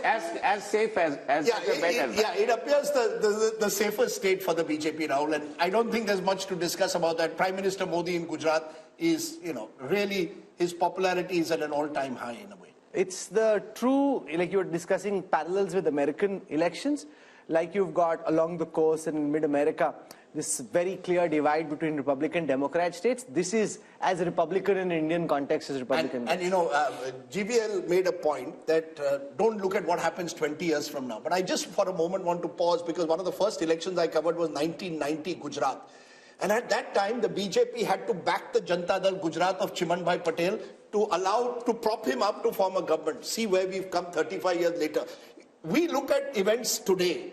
If you make mistakes today, you pay a price for it 20 years from now. That decision of the way the Janata Dal Gujarat was eventually, the Congress propped it up for a while, destroyed the Congress in the long term in Gujarat. The Congress replaced a chief minister who had 150 seats in Madhav Singh Solanki. Can you imagine? Right, one of BJP the many replaced Shivraj Singh Chauhan. No, but 150 seats, BJP replaced Shivraj Singh Chauhan with Modi as the dominant figure. That time, Rajiv Gandhi could never really sort of lift the party. But Rajiv and the Congress didn't think so. See, that's the mistake. So I'm saying politicians can make mistakes and therefore they must be conscious of the mistakes they make. Let's come to Goa. Goa has 2 seats, north and south. This is where all of us hope to retire, at least Rajdeep and I hope to retire in Goa for sure. Okay, so here's Goa, lovely state. 2 seats, 1 each is the calculation, north and south, 1 seat split between north and south. North is clearly to the BJP. I'm presuming Yashwant south is giving because north. There are more Christians over there. The south, interestingly, if the AAP Congress alliance works perfectly, and it has to work perfectly, it has half a chance. I still believe that the BJP will be very much in the race, even in the south. Percentage of Christians has gone down. One of the stories of our times, Christian population in Goa at the start of this century used to be 30% plus. It's now just over 20% and declining. So you actually, even in South Goa, will find it not so easy. Only a perfect Congress AAP alliance and no other third party like the Goa Revolutionary Party coming in gives them half a chance. I still believe advantage BJP in Goa in both the seats. That's the nature of Goa as well. So let's look now at the projected seat share of the West and the projected vote share of the West. I'll start with the vote share projection. Axis My India predicts for the India Today group that the NDA would end up with 48% vote share if you aggregate the states of Gujarat, Maharashtra and Goa. The India Alliance at 38, a 10% gap here for the NDA. Converted into seats, the NDA is at 51, the India Alliance at 27 and why it seems that this is not as one way as the North is because Maharashtra is sticking out as the one state where the BJP's dominance is not quite what the BJP top leadership would like to believe. But look at the story, Rahul, the northwest monsoon. 154 in the north, 51 in the west. You're almost home and dry. Between the two, you're slightly below where you were in 2019. There you won 230 plus. You're slightly below because of Maharashtra in particular, but you're still almost there. 400 पार कैसे होगा? We haven't come to the east. We haven't come to the east. We haven't shown the big picture there. So that's just we're halfway through this show. So we'll slip into a break. When we come back, we'll show you what's happening in the east of India, and then there is the big national picture. Stay with us.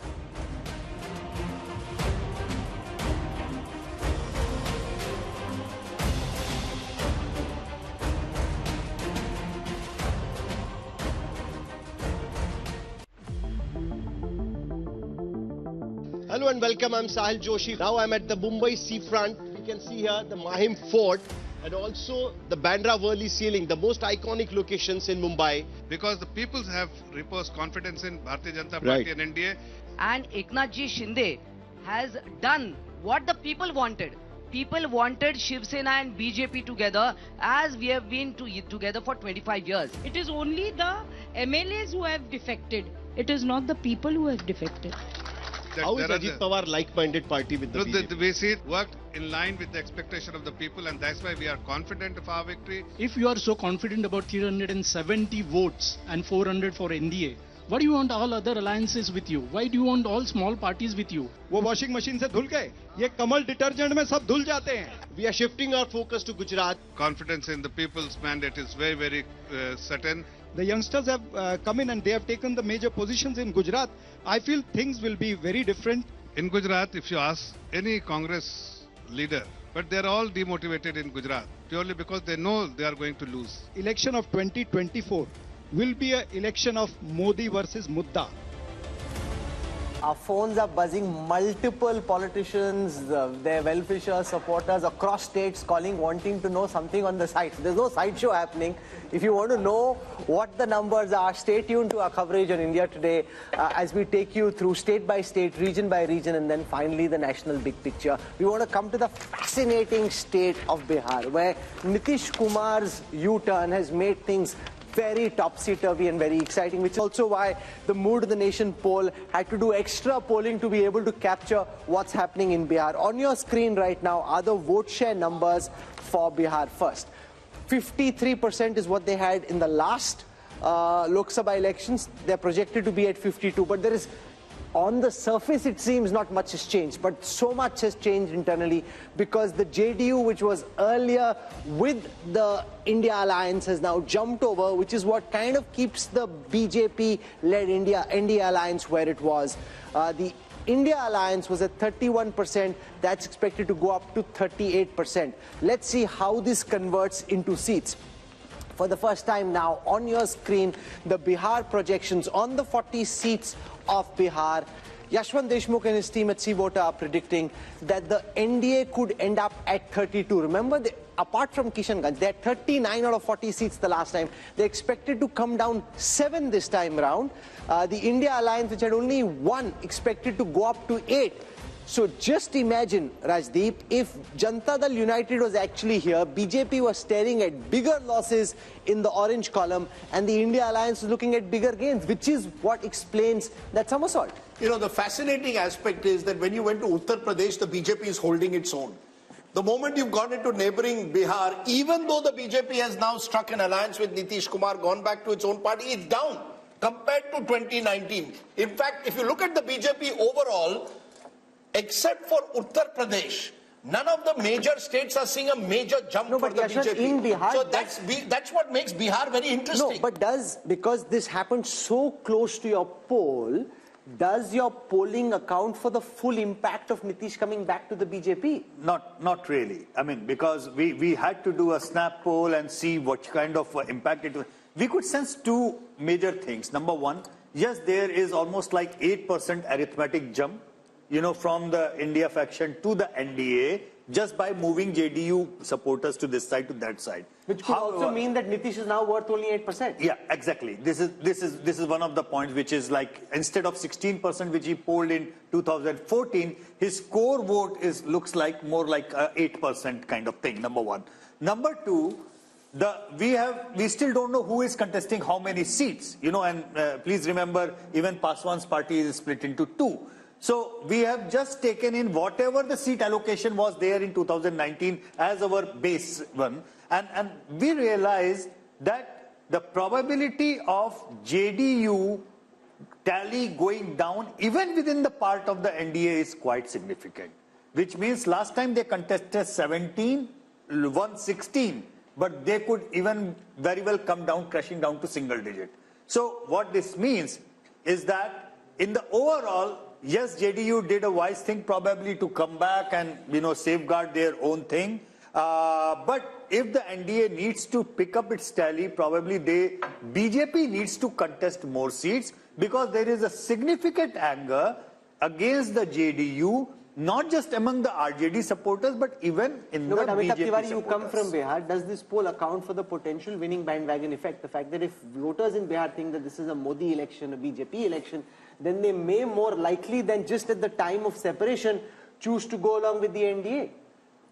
That is most likely to be the case, because as Yashwantji is saying, BJP is likely to contest on a higher number of seats, give lesser number of seats to JDU, which is facing a decline in its support base. But if you see, both the parties were at 37% vote share. 15% is the Modi premium, because JDU was with BJP in Vidhan Sabha elections. So the Vidhan Sabha elections, when it factors into account the Modi impact, is 15% straight away.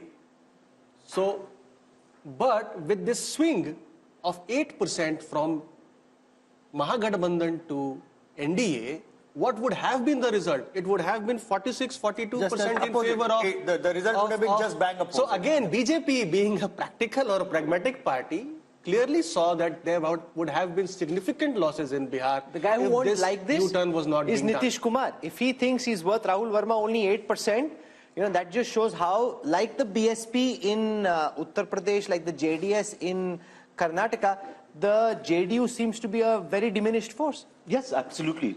And I hope Nitish Kumar realizes it. And Nitish Kumar perhaps understands that he's diminishing, and he's still trying to make most of it. But with this 8%, he's still chief minister. No, yes.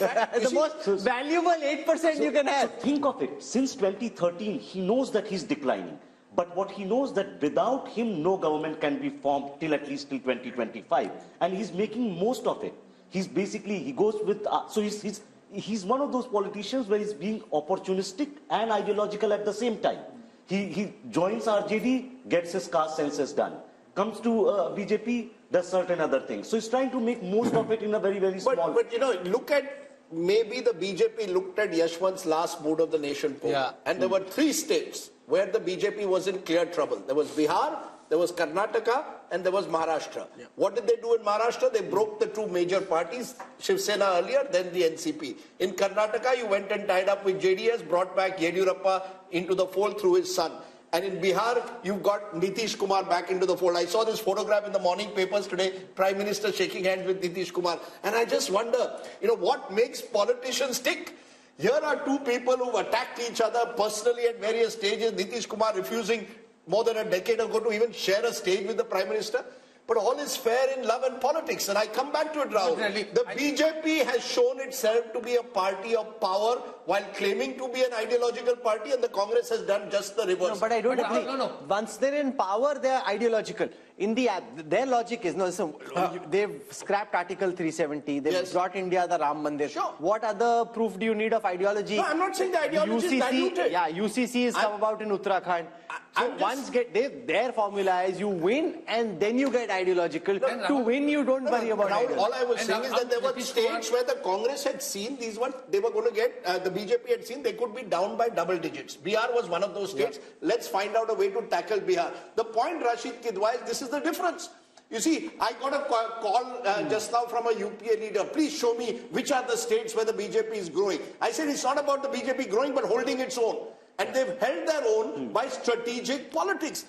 Does the opposition recognize that, Rashid? Yeah, or will they only blame the enforcement director? I think Nitish Kumar's story is not complete without the opposition politics. Nitish Kumar seems to have gone on a rebound. He worked very hard for this India alliance, and when Mamata Banerjee, propped up Mallikarjun Kharge, and when Rahul Gandhi said that, he will talk to Mamata before appointing Nitish Kumar as India alliance convener, all these things look like... You're saying if he was appointed convener, he would have stayed on?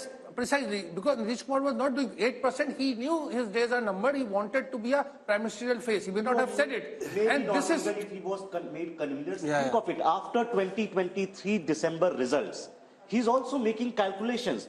Being convener is only worth if you have a shot at something. So he thought he was on the losing. Shama Mohammed joining us of the Congress party. Shama Mohammed, do you believe that in Bihar, the BJP in this last stretch has trumped you by taking someone who was not too long ago seen as the architect of the India alliance? So perception-wise, and now in reality, as per our numbers, the Congress-led India alliance has lost a big opportunity. I don't agree with you on that, Rajdeep. Everybody knows what Nitish Kumar is. Like I said before, if he had to go, he had to go. He keeps jumping from here and there. But you said a very important thing is, what is the ideology of the Bharatiya Janata Party? For example, let's look at the Meghalaya election. They were with NPP in Meghalaya before the election. During the election, they went their separate ways. Mr. Amit Shah has put in the manifesto that the party NPP is corrupt, and when they come to power, they will take action. They won 2 seats in that election, and they said very clearly, Conrad Sangma and NPP is corrupt. They go and join the party after the election. So yes, they will do anything. Opportunist when it comes to election, they are ideological when it comes to governance. So they bring in, as Rahul rightly said, Article 370, Ram Mandir, maybe uniform civil code after the next election. Ideological in governance, strategic opportunism, if you want to call it that, tactical politics when it comes to elections. Rajdeep, let me ask you one more thing. Then why is that you can eat beef in Goa, but you cannot eat beef in Karnataka? Okay, so that's now, let's just stick for the moment to the data. So no, they have no ideology. And one last point. This is not mood of the nation. I would call it mood of the media also. Today I was traveling from Delhi to Imphal, and the person in the plane says, dekho, Modi kya keh rahe hai? That we are dividing it into north and south. It's all about what Modi. But I don't understand why the paper and the media does not talk about how a present sitting prime minister insults the first prime minister of India, calls him all the names in the world, and nowhere in the world they do that. Nowhere. And let's not forget he was a freedom fighter. So why is nobody written about that? How the present prime minister keeps insulting a freedom fighter, the first prime minister of India. And see, you have to understand, people get carried away with what media is doing. Before 2014, we were questioned 100 times. I fail to understand why the present government is not. You could write an article on why beef is allowed in Goa, but not in Karnataka. West Bengal, another big state where the battleground is going to be tough. Let's take a look at the vote share first. Remember, the BJP did very well in Bengal, the breakthrough election of 2019. Now, in vote share, NDA 40%, holding its own. The Trinamool Congress 43.5%. Here we've separated the TMC from the rest of the India alliance because it's likely Congress and left will contest together. That's others 7.3. So Trinamool Congress 43.5, others including Congress and left 7.3, NDA 40. How does this translate into seats? BJP 19, they won 18 last time, 19 this time. They will be happy that they are holding their own in Bengal. TMC 22, down 1, Congress plus left is 1 seat. So Bengal once again, Rahul, becoming TMC versus BJP, Congress left getting squeezed out, and clearly the BJP holding its own. Rahul Verma, is there a way of knowing what this may have looked like if the TMC and the Congress and the left can't be together, but the Congress and the TMC were together? How much of a material difference could it have made to these vote share numbers? It's hard, right? Because you don't know what kind of transfers will take place and what the seat allocation to different parties. Yashwant, how much of the Muslim vote is the Congress actually splitting, or is it largely going en masse to the Trinamool? You see, the minority votes saturation towards TMC is already done and dusted. So I don't think there is anything from the minority vote perspective left much to whatever the 8 to 10% vote that left in the Congress. But you're picking up still. How much vote are you picking up for the Congress? You see, they together they are polling at about 4 to 5% each in that way. But the funny thing is that I kept on thinking why exactly Mamata Banerjee decided to go on her own. And when I took a deep dive and tried to understand the composition of what is left of left and the Congress vote, I realized that big number of them is actually anti-Mamata, not anti-BJP, which is now left with them. So there was a clear and present danger if the Congress and the left would have been in Mamata's alliance, then this vote, 8 to 10%, a huge chunk shifting them to BJP rather than coming Mamata's way. So with one caveat, you know, the left definitely had to be on the other side. Mamata was very clear. She needed a three-cornered race. Left voter needed to split the anti-Mamata vote. The Congress voter is more interesting, especially in areas like Malda, which the BJP, you know, did very well last time. There, the Muslim consolidation. And she saw it in a by-election which she lost last year, which troubled her because suddenly the Muslim vote was drifting towards the Congress. So in 4 to 5 seats, I think it could make a difference, but 4 to 5. So these numbers could have changed by 4 to 5 if even now the Congress ties up with the left. That's about also, it, not more than that. Look into the statement and look into the body language of Adhirda and everybody else within the Congress rank and file. The way their campaign has been, it looks more of anti-Mamata, less of anti-Modi. So they are holding on to whatever they have. They are understanding there is a huge chunk of their vote which is primarily anti-Mamata rather than But I will make again one caveat. Adhir Chaudhary is worried about Adhir Chaudhary. Adhir Ranjan Chaudhary wants to win his own seat. It's not about a Bengal strategy. If there was and this is where the India Alliance gets it horribly wrong. Do you have a strategy for Bengal or do individual leaders dictate terms to you as to how you... We must remember, Mamata Banerjee has not left India Alliance. So this is the part of tacit understanding also. The left Congress alliance just to prevent the extra BJP getting extra. Oh, come on, there is no tacit alliance when Adhir Ranjan Chaudhary comes every week to Kolkata and attacks you in personal terms. There's no tacit alliance between Adhir and Mamata. Let's be very clear. So is he a Trojan horse? No, it's not about Trojan horse. I keep saying... also doing a lot of poaching. By the way, sure. She is, but the point is, one-way street. No, the India Alliance should have decided, this is Mamata's point, who's going to drive your alliance in Bengal? Is Adhir Ranjan Chaudhary going to decide it or am I going to decide it? Congress got 0 seats in a Vidhan Sabha election just a couple of years ago. Can Adhir Ranjan Chaudhary simply to protect his own seat sort of dictate terms to Mamata? It won't happen. I think the India Alliance has singularly failed to have any chemistry on the ground, which is why Mohammed respond to that. It's a notional loss of, I agree with Rajdeep ji. Congress should have formed an alliance with TMC. There would have been a vote transfer because Congress vote is also anti-BJP vote. It would have transferred to TMC and they could have won 5 to 6 seats extra. So it's a notional loss and it's an optical loss also because it sends a wrong message to the entire Absolutely. Shama Mohammed, you want to respond? Yeah, see, I agree that we should be with Mamata Banerjee in West Bengal because we are supposed to be gaining there with her. There's a different story in Kerala because here in Kerala, we are the principal opposition. Let's understand that. We have, the UDF has 19 out of the 20 Lok Sabha seats and we've got more than 30 seats in the assembly also. So we are the principal opposition, whereas in West Bengal from 44 to 0, we have come out, you know. So I, being from Kerala, believe that it is more important to be with TMC than to be with the left. Okay. Sanju Verma now joins us. Sanju, it's been a good showing in the north, not so good showing in the south, strong showing in the west, and in West Bengal, which we're talking about right now, it seems that the BJP is roughly where it was. My understanding on the basis of multiple conversations are the BJP's own polls are showing them 25 plus. This poll seems to suggest that they're not quite there. Our data seems to suggest that the BJP could end up at 19, which is just one more than what they had last time. You know, Rahul and Rajdeep, first and foremost, I just have this to say.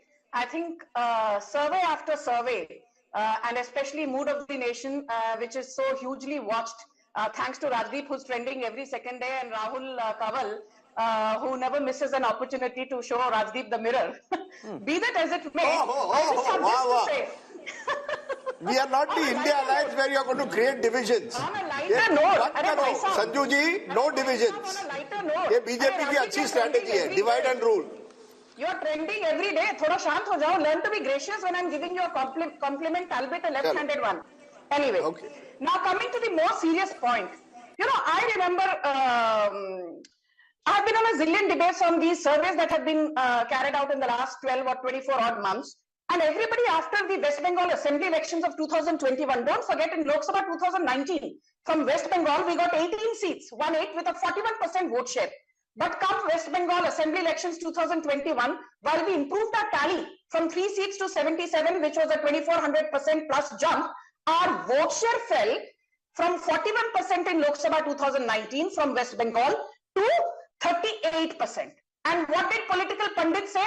अरे भाई 3% का vote share की गिरावट हो गई है बंगाल में. The magic that happened in Lok Sabha 2019 of getting 18 seats, that is not going to happen in Lok Sabha 2024 if assembly elections 2021 are an indication to go by. Okay. My limited point is, if we are actually improving on our last tally of 18 seats and increasing that to 19 seats, I think the actual result may surprise you on the positive. Okay. I won't be surprised if we are able to mentioned even trends. 25. I actually just went to social media to check the trends, and the first trend, the top trend nationally at this moment is mood of the nation.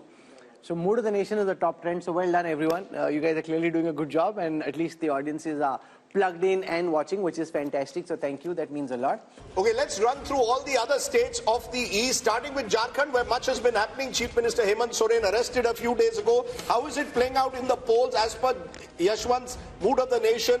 2024 projection, NDA 56% up 1, India Alliance 30% down 5, others 14. In terms of seats, NDA 12, India 2, same as 2019. Rahul, next is Chhattisgarh. Let's come now to Chhattisgarh. In Chhattisgarh, India Today C-Vote are projecting that the BJP's vote share will go up from 51 to 54. They won the recent assembly elections, and on the back of that, their vote share is actually going up. The Congress's vote share was at 41 in the last elections. That could now come down 3% to 38. When converted into seats, the Congress had 2 seats last time round. That could come down to 1. The BJP had 9 seats last time round. That could go to 10. So Chhattisgarh, the BJP doing well and holding on to its gains from the last election. That's right. The honeymoon effect clearly there in Chhattisgarh. Let's turn to a state which is again fascinating because there will be Lok Sabha and Vidhan Sabha in the state of Odisha. 2024 projection, NDA 40% vote share, that's +2. India 12%. Naveen Patnaik's BJD at 41%, down 2%. How is this all translating into seats? Virtually again a repeat of what we are seeing in 2019. In fact, a slight jump for the BJP, 10 seats up 2. The India Alliance, mainly the Congress there, is getting 0, down 1. And the Biju Janata Dal 11, down 1. So clearly again, all these states are almost repeating 2019. In fact, state after state, Rahul, if you look at the map of India, in many of the states, it's a repeat of 2019. Is there a way of looking at these numbers, Yashwant, and giving our viewers some insights into what may happen in an assembly context in Orissa? Because like Andhra, Orissa too polls at the same time. Orissa, there is a very clear split vote. There is an upswing for the BJP as far as the Lok Sabha voting is concerned, but as far as the assembly voting is concerned, it is clearly the Naveen Patnaik BJD way. Assam. Assam, let's look at the seat shares for Assam. Last time the BJP had 9 seats, that could go up to 12. Remember, Assam has 14 seats. The Congress and the AIUDF was at 3. That could now come down to 2. That's down 1. So Assam, BJP consolidating its leads and gains. Let's now look at the overall East seat share. If you look at the 153 seats, and if I look at the vote shares, 47% of the vote for the NDA, 37% for the India Alliance. When converted into seats, in the east of India, 103 seats for the NDA, 38 for the India Alliance, 12 for the others. And I think this is a story. You know, while we focused a lot on the BJP's dominance in North India, its dominance in Western India, it is in the east that the sun is rising. The lotus is beginning to bloom, particularly when you include a Bihar and the northeast. I'm presuming Yashwant's included all the states of the northeast, the Manipurs, the Nagaland. No, so we will spend time on each of the northeastern states, just so that people know We're going to go into a break, show you the national big picture, but we're going to spend time on each of the northeastern states as well. Hello and welcome once again to India Today's Mood of the Nation poll. All the findings in India Today magazine brought to you by C Voter. We've gone state by state over the last 3 hours. We've gone from the north, south, west and east. It's time now to give you the big picture. What would happen if general elections, which are not too far away, were held today? Rahul, take it away. Give us the big numbers. Can Narendra Modi do his hat-trick after all? Will it be 400 par? Rahul. This is the moment all of you have been waiting for. No Indian Prime Minister since Pandit Jawaharlal Nehru has won thrice over in 3 successive elections. If elections were held today, does the NDA reach 400 par as they'd like to believe? Is the BJP achieving its mission 370?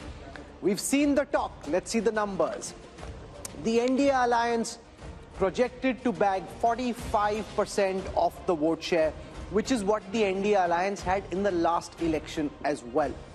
The India alliance expected to bag 38% of the national vote share, which is 11% more than the last time, but that's also because last time it was UPA, this time it is the India Alliance. So parties like the Trinamool, at this moment, this could change soon after our broadcast, but at this moment officially they are part of the India Alliance, which is why as a national aggregate their vote share is up 11%. The others from 28% are now coming down to 17%, down 11. That's as far as the alliance-wise vote share is concerned, where there is a very clear gap of 7 percentage points between the NDA and the India Alliance.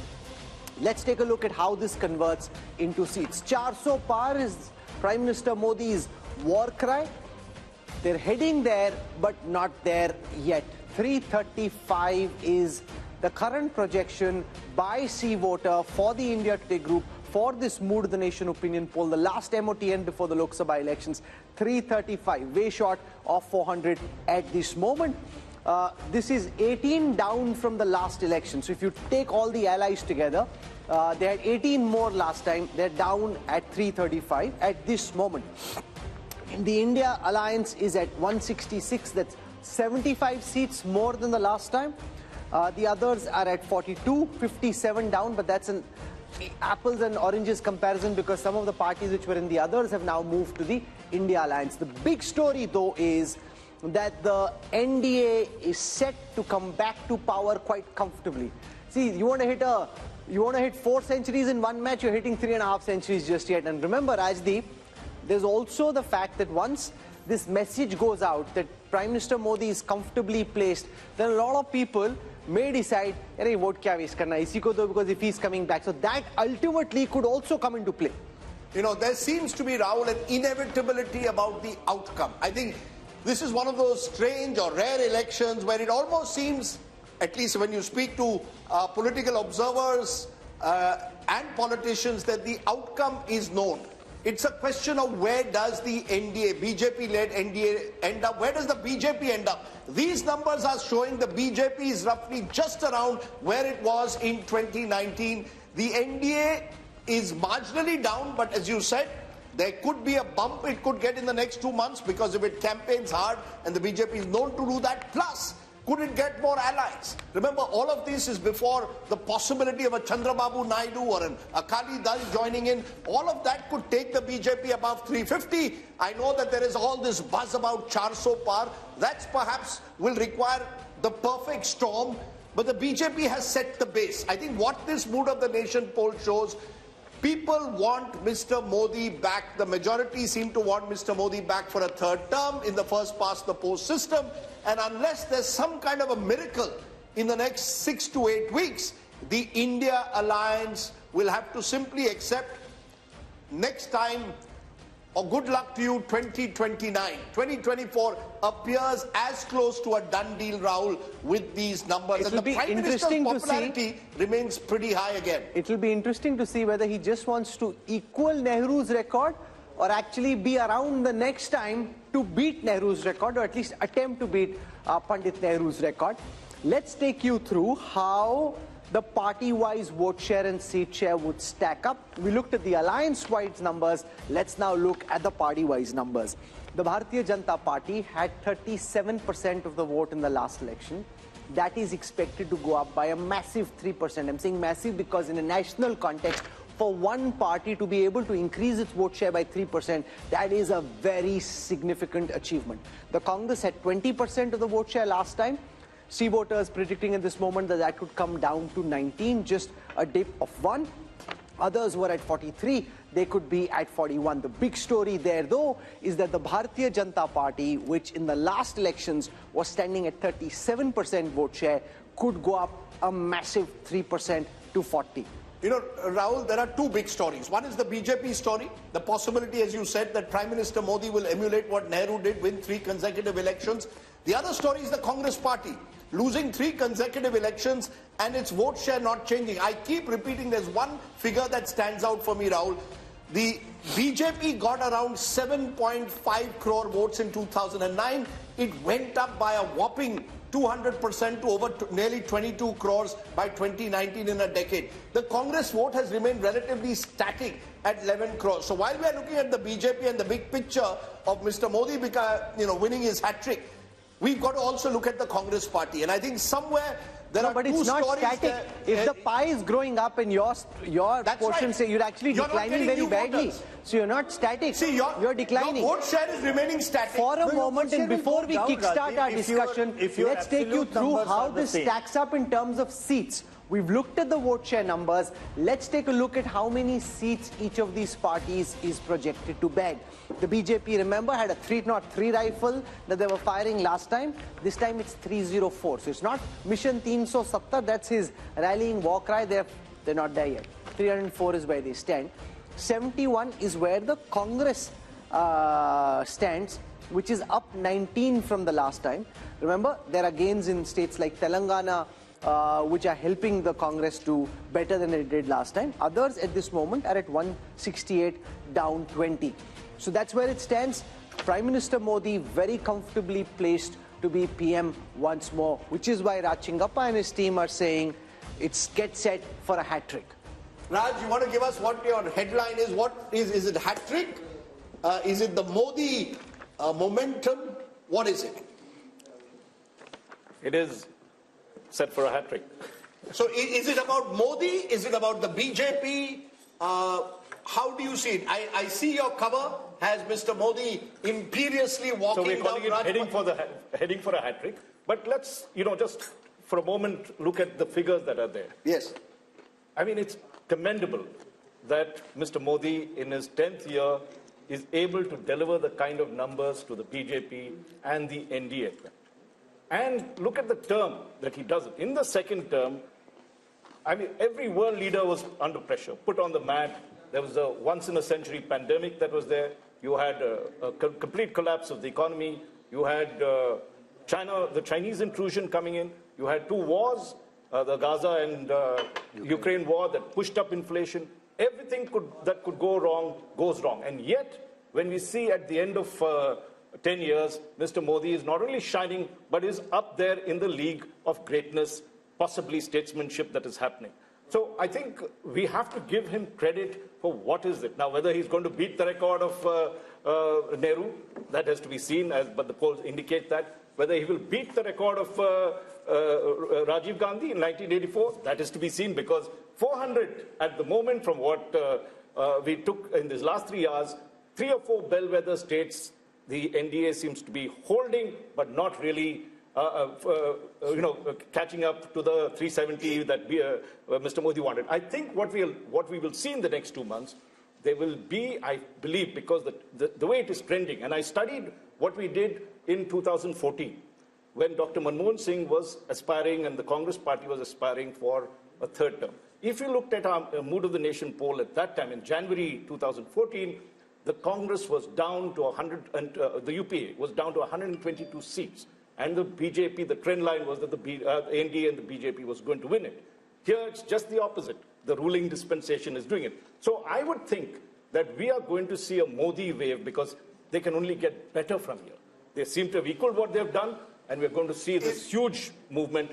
There are caveats. which... We'll come to the caveats in a moment, but is that how you see it? The big takeaway is the BJP has consolidated, holding its own. If anything, Yashwant Deshmukh, it could go up, possibly, in the next 2 months, depending on the nature of the campaign, the kind of momentum that you tend to get, that the winner gets a kind of bandwagon effect.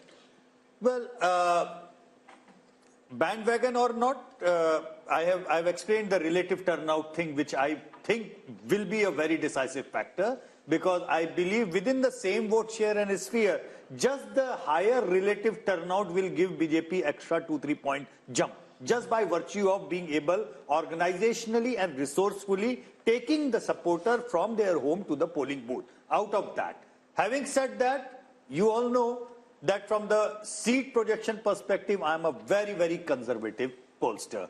For what Raj is indicating, what Amitabh is indicating, probably is, they are poking me that, Yashwant, this is the starting block. And I agree to that, because when I look into the gap of 20% vote share for the BJP, Rajdeep, it's like it is likely to end up a complete sweep in many of the states where marginally I have probability-wise given 2 or 3 seats to the others. So if you look into the 335, it can easily be 350 just by taking into the other sweeping stakes of the BJP. So is there any caveat at all, Rahul Verma? Is there an inevitability of the outcome, as I said, where the question now remains whether the BJP is where Yashwant has pegged them at 303, NDA at 335, or does the BJP go up to 340, 350, NDA 370, 380? Are these the only two scenarios you see, or is there a possibility of a 2004 miracle that the opposition is holding on to? In Indian politics, there is always possibility, but the other term I'll use is probability. The probability of this now turning in a reverse direction is very, very low. And see what is happening in some ways, just to sort of like add to what Rahul was saying. PM Nehru in his successive elections, 52, 57, 62, Congress vote share did not improve. What is happening with BJP, 31, 37, and now projected is 40, 4 months ahead or 3 months ahead of election.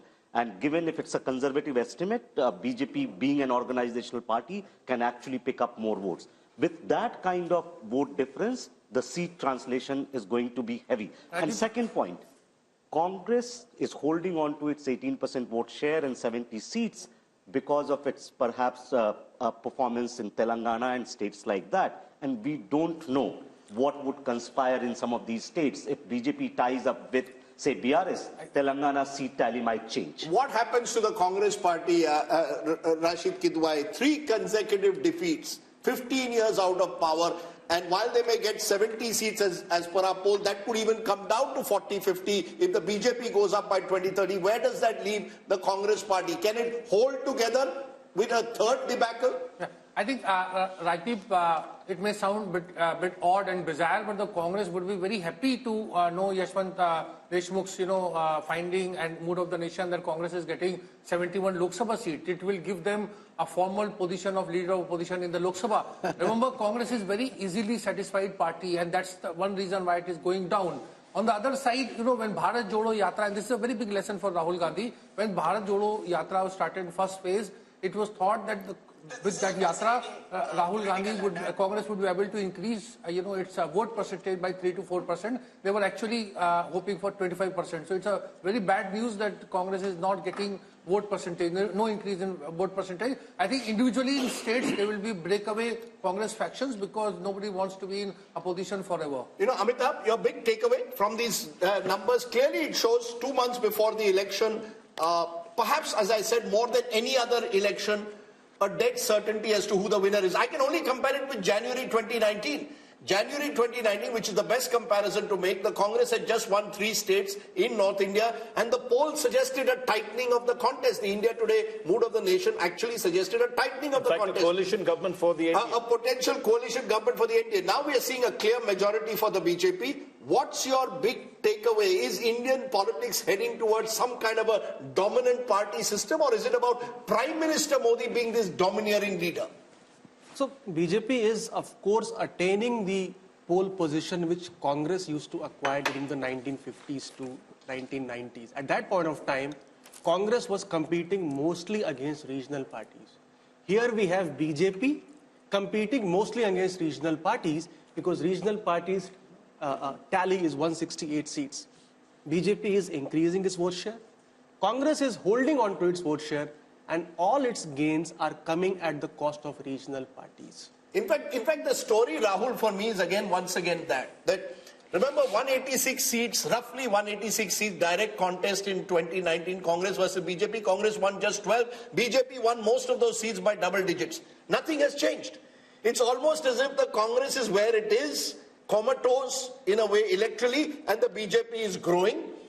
And because they're not listening. And the other factor, which is also in a way worrying, is the North-South divide. The BJP dominating North India, dominating West India, doing even very well in the East. It's only the South which seems to be marching to its own beat. And I wonder what the implications of that will be long term. If the Congress had any good sense, and I'm not at this moment certain that the people who do are looking so obsessively at this election in the way that the BJP is, they should sit into a room, Messrs. Kharge, Rahul Gandhi, Uddhav Thackeray, Sharad Pawar, and say, let's thrash out the Maharashtra seat sharing formula before we leave.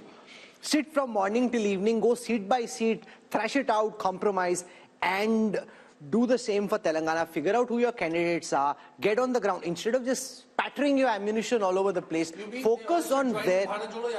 No, but they're not even invited, Rashid. That's the problem. Each of those leaders are saying... Because Rahul Gandhi is there, so they need to... But what is more important? Sitting and fighting and trying to win the few seats you have an opportunity of winning, or this yatra which only seems to be causing trouble? Can I make an even more controversial point? Which is what? If I was the opposition today and I saw your numbers and the mood of the nation and all of us predicting the inevitability or the probability of the outcome, I would actually see one opportunity, and that is focus on state elections. There are going to be, look, there's a Lok Sabha election which the outcome seems inevitable. It's about whether... No, but you cannot, if you're in the opposition, you cannot take it as inevitable. You have to fight the election. No, you have to fight. That's why I said it's a contentious point. I have 100 rupees in my pocket. I would put at least 80 rupees of that into state elections. There's Haryana, there's Maharashtra, there's Jharkhand, there's Bihar next year, then there's a series of other elections. Look, in the Lok Sabha, you can pick up, I'm only going by the mood of the nation, Rahul. You can pick up 20, 30 seats by what you're saying, better seat adjustments, do a little bit in Maharashtra, work out your numbers. You should do that. Of course you should. Every election has to be fought. But when I look at the priorities, my concern for this kind of opposition is that they seem to not even be able to get their act together often in state elections. Maharashtra is a good example. There's an election in Maharashtra in September, October.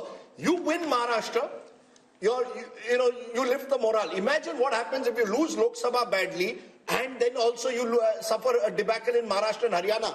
Eventually, and don't forget, Karnataka, the government could be on notice given the kind of numbers that we are showing. Telangana, the Congress has a small majority. So, the Congress Mukt Bharat or an opposition Mukt Bharat is in a way a reality if these numbers hold on. I would say focus on state elections, get your act together, and I agree with you. At the moment, you should be sitting across a table, working out seat sharing, working out some kind of plan. I don't see that, which is why I think Yashwant has underestimated the BJP. My numbers are, I did my own polling, 340 plus BJP, 370 plus ND Alliance. I'm not ruling out even a bigger number than that. Yeah. That's the way I see it. I believe that the opposition is totally despondent. Rashid Kidwai, are we seeing a phenomena similar to what we saw during the Gujarat Assembly elections, where because of what Rajdeep is saying, because of what others in the opposition seem to be thinking, the opposition just gives up the fight? Like when I traveled through Gujarat in the last Assembly election, the opposition, the Congress wasn't even in the fight. AAP was trying to put up some fight. See, it's a self-perpetuating prophecy. If you don't fight, your opponents do even better. The BJP ended up with 154 out of 182. If the Congress had fought harder on every seat in every region, they may have done better. You give up the fight thinking, you take what Rajdeep is saying seriously, say because the opposition takes what he's saying very seriously. If they start taking what he's saying seriously and not fighting this Lok Sabha election and preparing for the Assembly election, jitna bura pitenge, usse aur pit jayenge. Too late hai, Rahul. Ye sab hota chahiye tha 6 mahine pehle. You see, the biggest problem with this opposition in 2024 is there is no sense of ownership.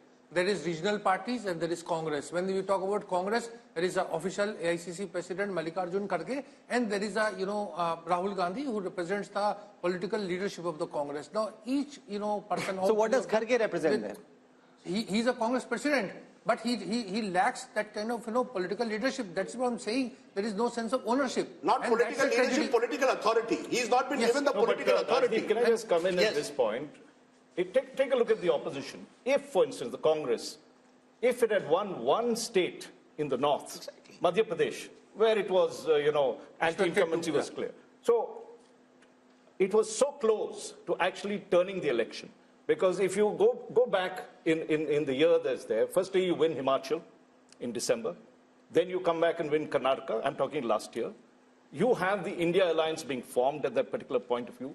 You knew where your battles were. Okay. This is the difference between what the BJP does, which knows that these 3 seats were critical for them to get the momentum to win the Lok Sabha. Easily the story could have turned, and the mistakes the Congress started making. Sanju Verma is with us and Radhika Khera is with us. Sanju Verma, to you first. I hope you've got some laddus and some mithai for Yashwant Deshmukh, Raj Chingappa and everybody else over here, because it seems that the Prime Minister... She won't give me. She won't give you? She won't give me mithai. No, she just said you were doing a great job when you were trending. She should give you mithai also. Now, 304, after 10 years of being in power for the BJP, 335 for the NDA, it seems no matter whether you get to 400 and 370 or not, the outcome of the next election seems to be heavily skewed in your favor. Yeah, Rahul and Rajdeep, there's this famous saying by Norman Vincent, if you shoot for the moon, you will at least land among the stars. So whether it's 370 or 400 or 335, what have you. Point number 1, BJP is romping home with a massive majority all on its own. Point number 2, I remember that famous interview with Prashant Kishore a few days back, where Rajdeep kept asking him, what is the secret sauce around brand Modi? So I have something to say to the Congress. हम तो जीतेंगे ही, but Congress के जो समर्थक हैं, ये ध्यान से सुनिए. जो जानकर भी अनजान बना रहे, उसे दर्द क्या बताना? जो जानकर भी अनजान बना रहे, उसे दर्द क्या बताना? अभी मगरूर है वो, खुद में उन्हें क्यों होश में लाना? अभी मगरूर है वो खुद में, उन्हें क्यों होश में लाना? एहसास तब होगा उन्हें जब छोड़कर जाऊंगा. एहसास तब होगा उन्हें जब छोड़कर जाऊंगा. फिर नहीं होगा मुमकिन मेरा लौट कर आना. फिर नहीं होगा मुमकिन मेरा लौट कर आना. The voters have time and again. कौन छोड़ के जा रहा है? अरे भाई साहब, वोटर्स ने छोड़ दिया है, but Rahul Gandhi refuses to look into the mirror and get a reality check. But now I will speak with hard numbers. Just bear with me for 20 seconds. Of course, before you go on, you've thrown a poetic punch. Radhika Khera, I don't know how good your shairi is. She's thrown a poetic punch at you. That's a bit of a googly. Can you come back on the spur with a counter? Let's see. The numbers aren't favoring you, but let's see how good your shairi is. Go for it, Radhika. I'm sure that these numbers are a disappointment for the Bharatiya Janata Party spokesperson, because their claims of ab ki baar 400 par have gone down over here itself in your survey. But coming back to that, I feel that surveys are not actually showing the true picture. The true picture is what I have here. I'm sorry, I don't believe in shairi and all, because we are not here for entertainment. And India Today is for talking about hard facts. Hard fact, today's newspaper, which says, Kisan karenge aaj Delhi ka coup.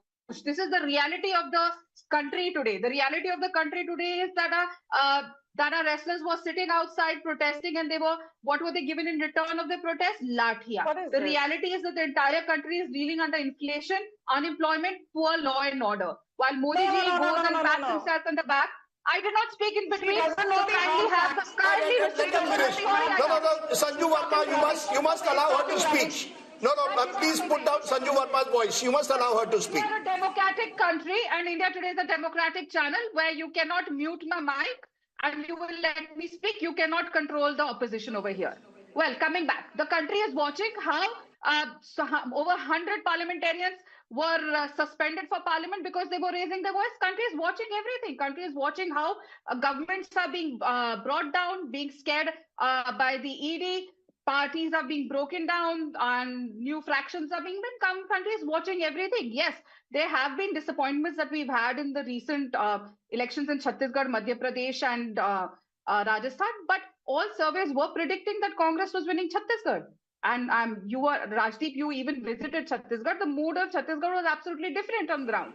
But something else happened. So I don't think that So I want to go back to Sanju Verma. Sanju, while the overall picture is very rosy, or should I say there are lots of lotuses in the overall national picture, and they're blooming, Maharashtra is a concern, Telangana is a concern. having an alliance in Andhra Pradesh, potentially even Punjab, is a concern. And the way that the BJP has been operating, my sense is that they may be looking at these states where they're not doing well and trying to double down and figure out how to make the tactical arrangements to do well here. You know, I will answer your question, and now I hope the courtesy will be extended to me. Ruling party ke pravakta ka mic mute nahi kiya jayega. You know, Radhika Kera, I agree with her on one thing. She said, this is a serious channel. We are not here for entertainment. I completely agree. Entertainment to Rahul Gandhi de rahe hain, bharpoor entertainment as part of his Bharat Jodo Nyay Yatra. There he says, stuff mein koyla dalo aur stuff jal jata. I thought that the stuff runs on kerosene or fuel. For the first time, I learned that the stuff runs on coal. So please, don't sit here and give me your half-baked knowledge. Now I will come to the hard facts. Rahul, I will not even talk about what, Mr. Arun Puri said in August 2023. These are famous quotes of his, which I really love reading them all over again on every debate. In August 2023, after your then Mood of the Nation poll, he said, Narendra Modi has pulled off what few leaders have. He has banished the universal factor of anti-incumbency. Narendra Modi's popularity rankings defy the law of gravity. I'm quoting Mr. Arun Puri ad verbatim. And I'll tell you why. Jahan Narendra Modi khade ho jate hain, wahi se line shuru ho jati hai, because we had a votes or number of seats at 17.6 crore in Lok Sabha 2014. People said, this was just happenstance. We got the number of seats, winning seats at 23 crore votes. 23 crore people voted for Narendra Modi in 2019, which means there was a 31% increase in our winnable seats between 2014 and 2019. Now, I am not even going to assume that BJP will see a 3% uptick in its vote share from 37 to 40%, as Rahul said. Let us assume that the vote share continues to remain at 37%. It does not rise to 40%. I'm being conservative, despite being an Andh Bhakt and a Modi Bhakt. Despite having a vote share at just 37%, just going by past track record, if you extrapolate the numbers, you will see 30 crore people voting for BJP, assuming a 31% rise in number of seats.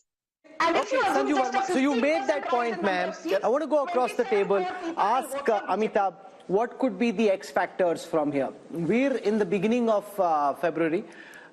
We've got March still to go and then elections in April, May. What could change, good, bad, for both the opposition and the government? See, X factors for the BJP clearly is the mood of the neutral or the undecided voters from now on, because BJP clearly has the momentum. The numbers are very strong for BJP. 335 NDA means if you add the reverses in Maharashtra and Bihar, which is 25 seats itself, 360.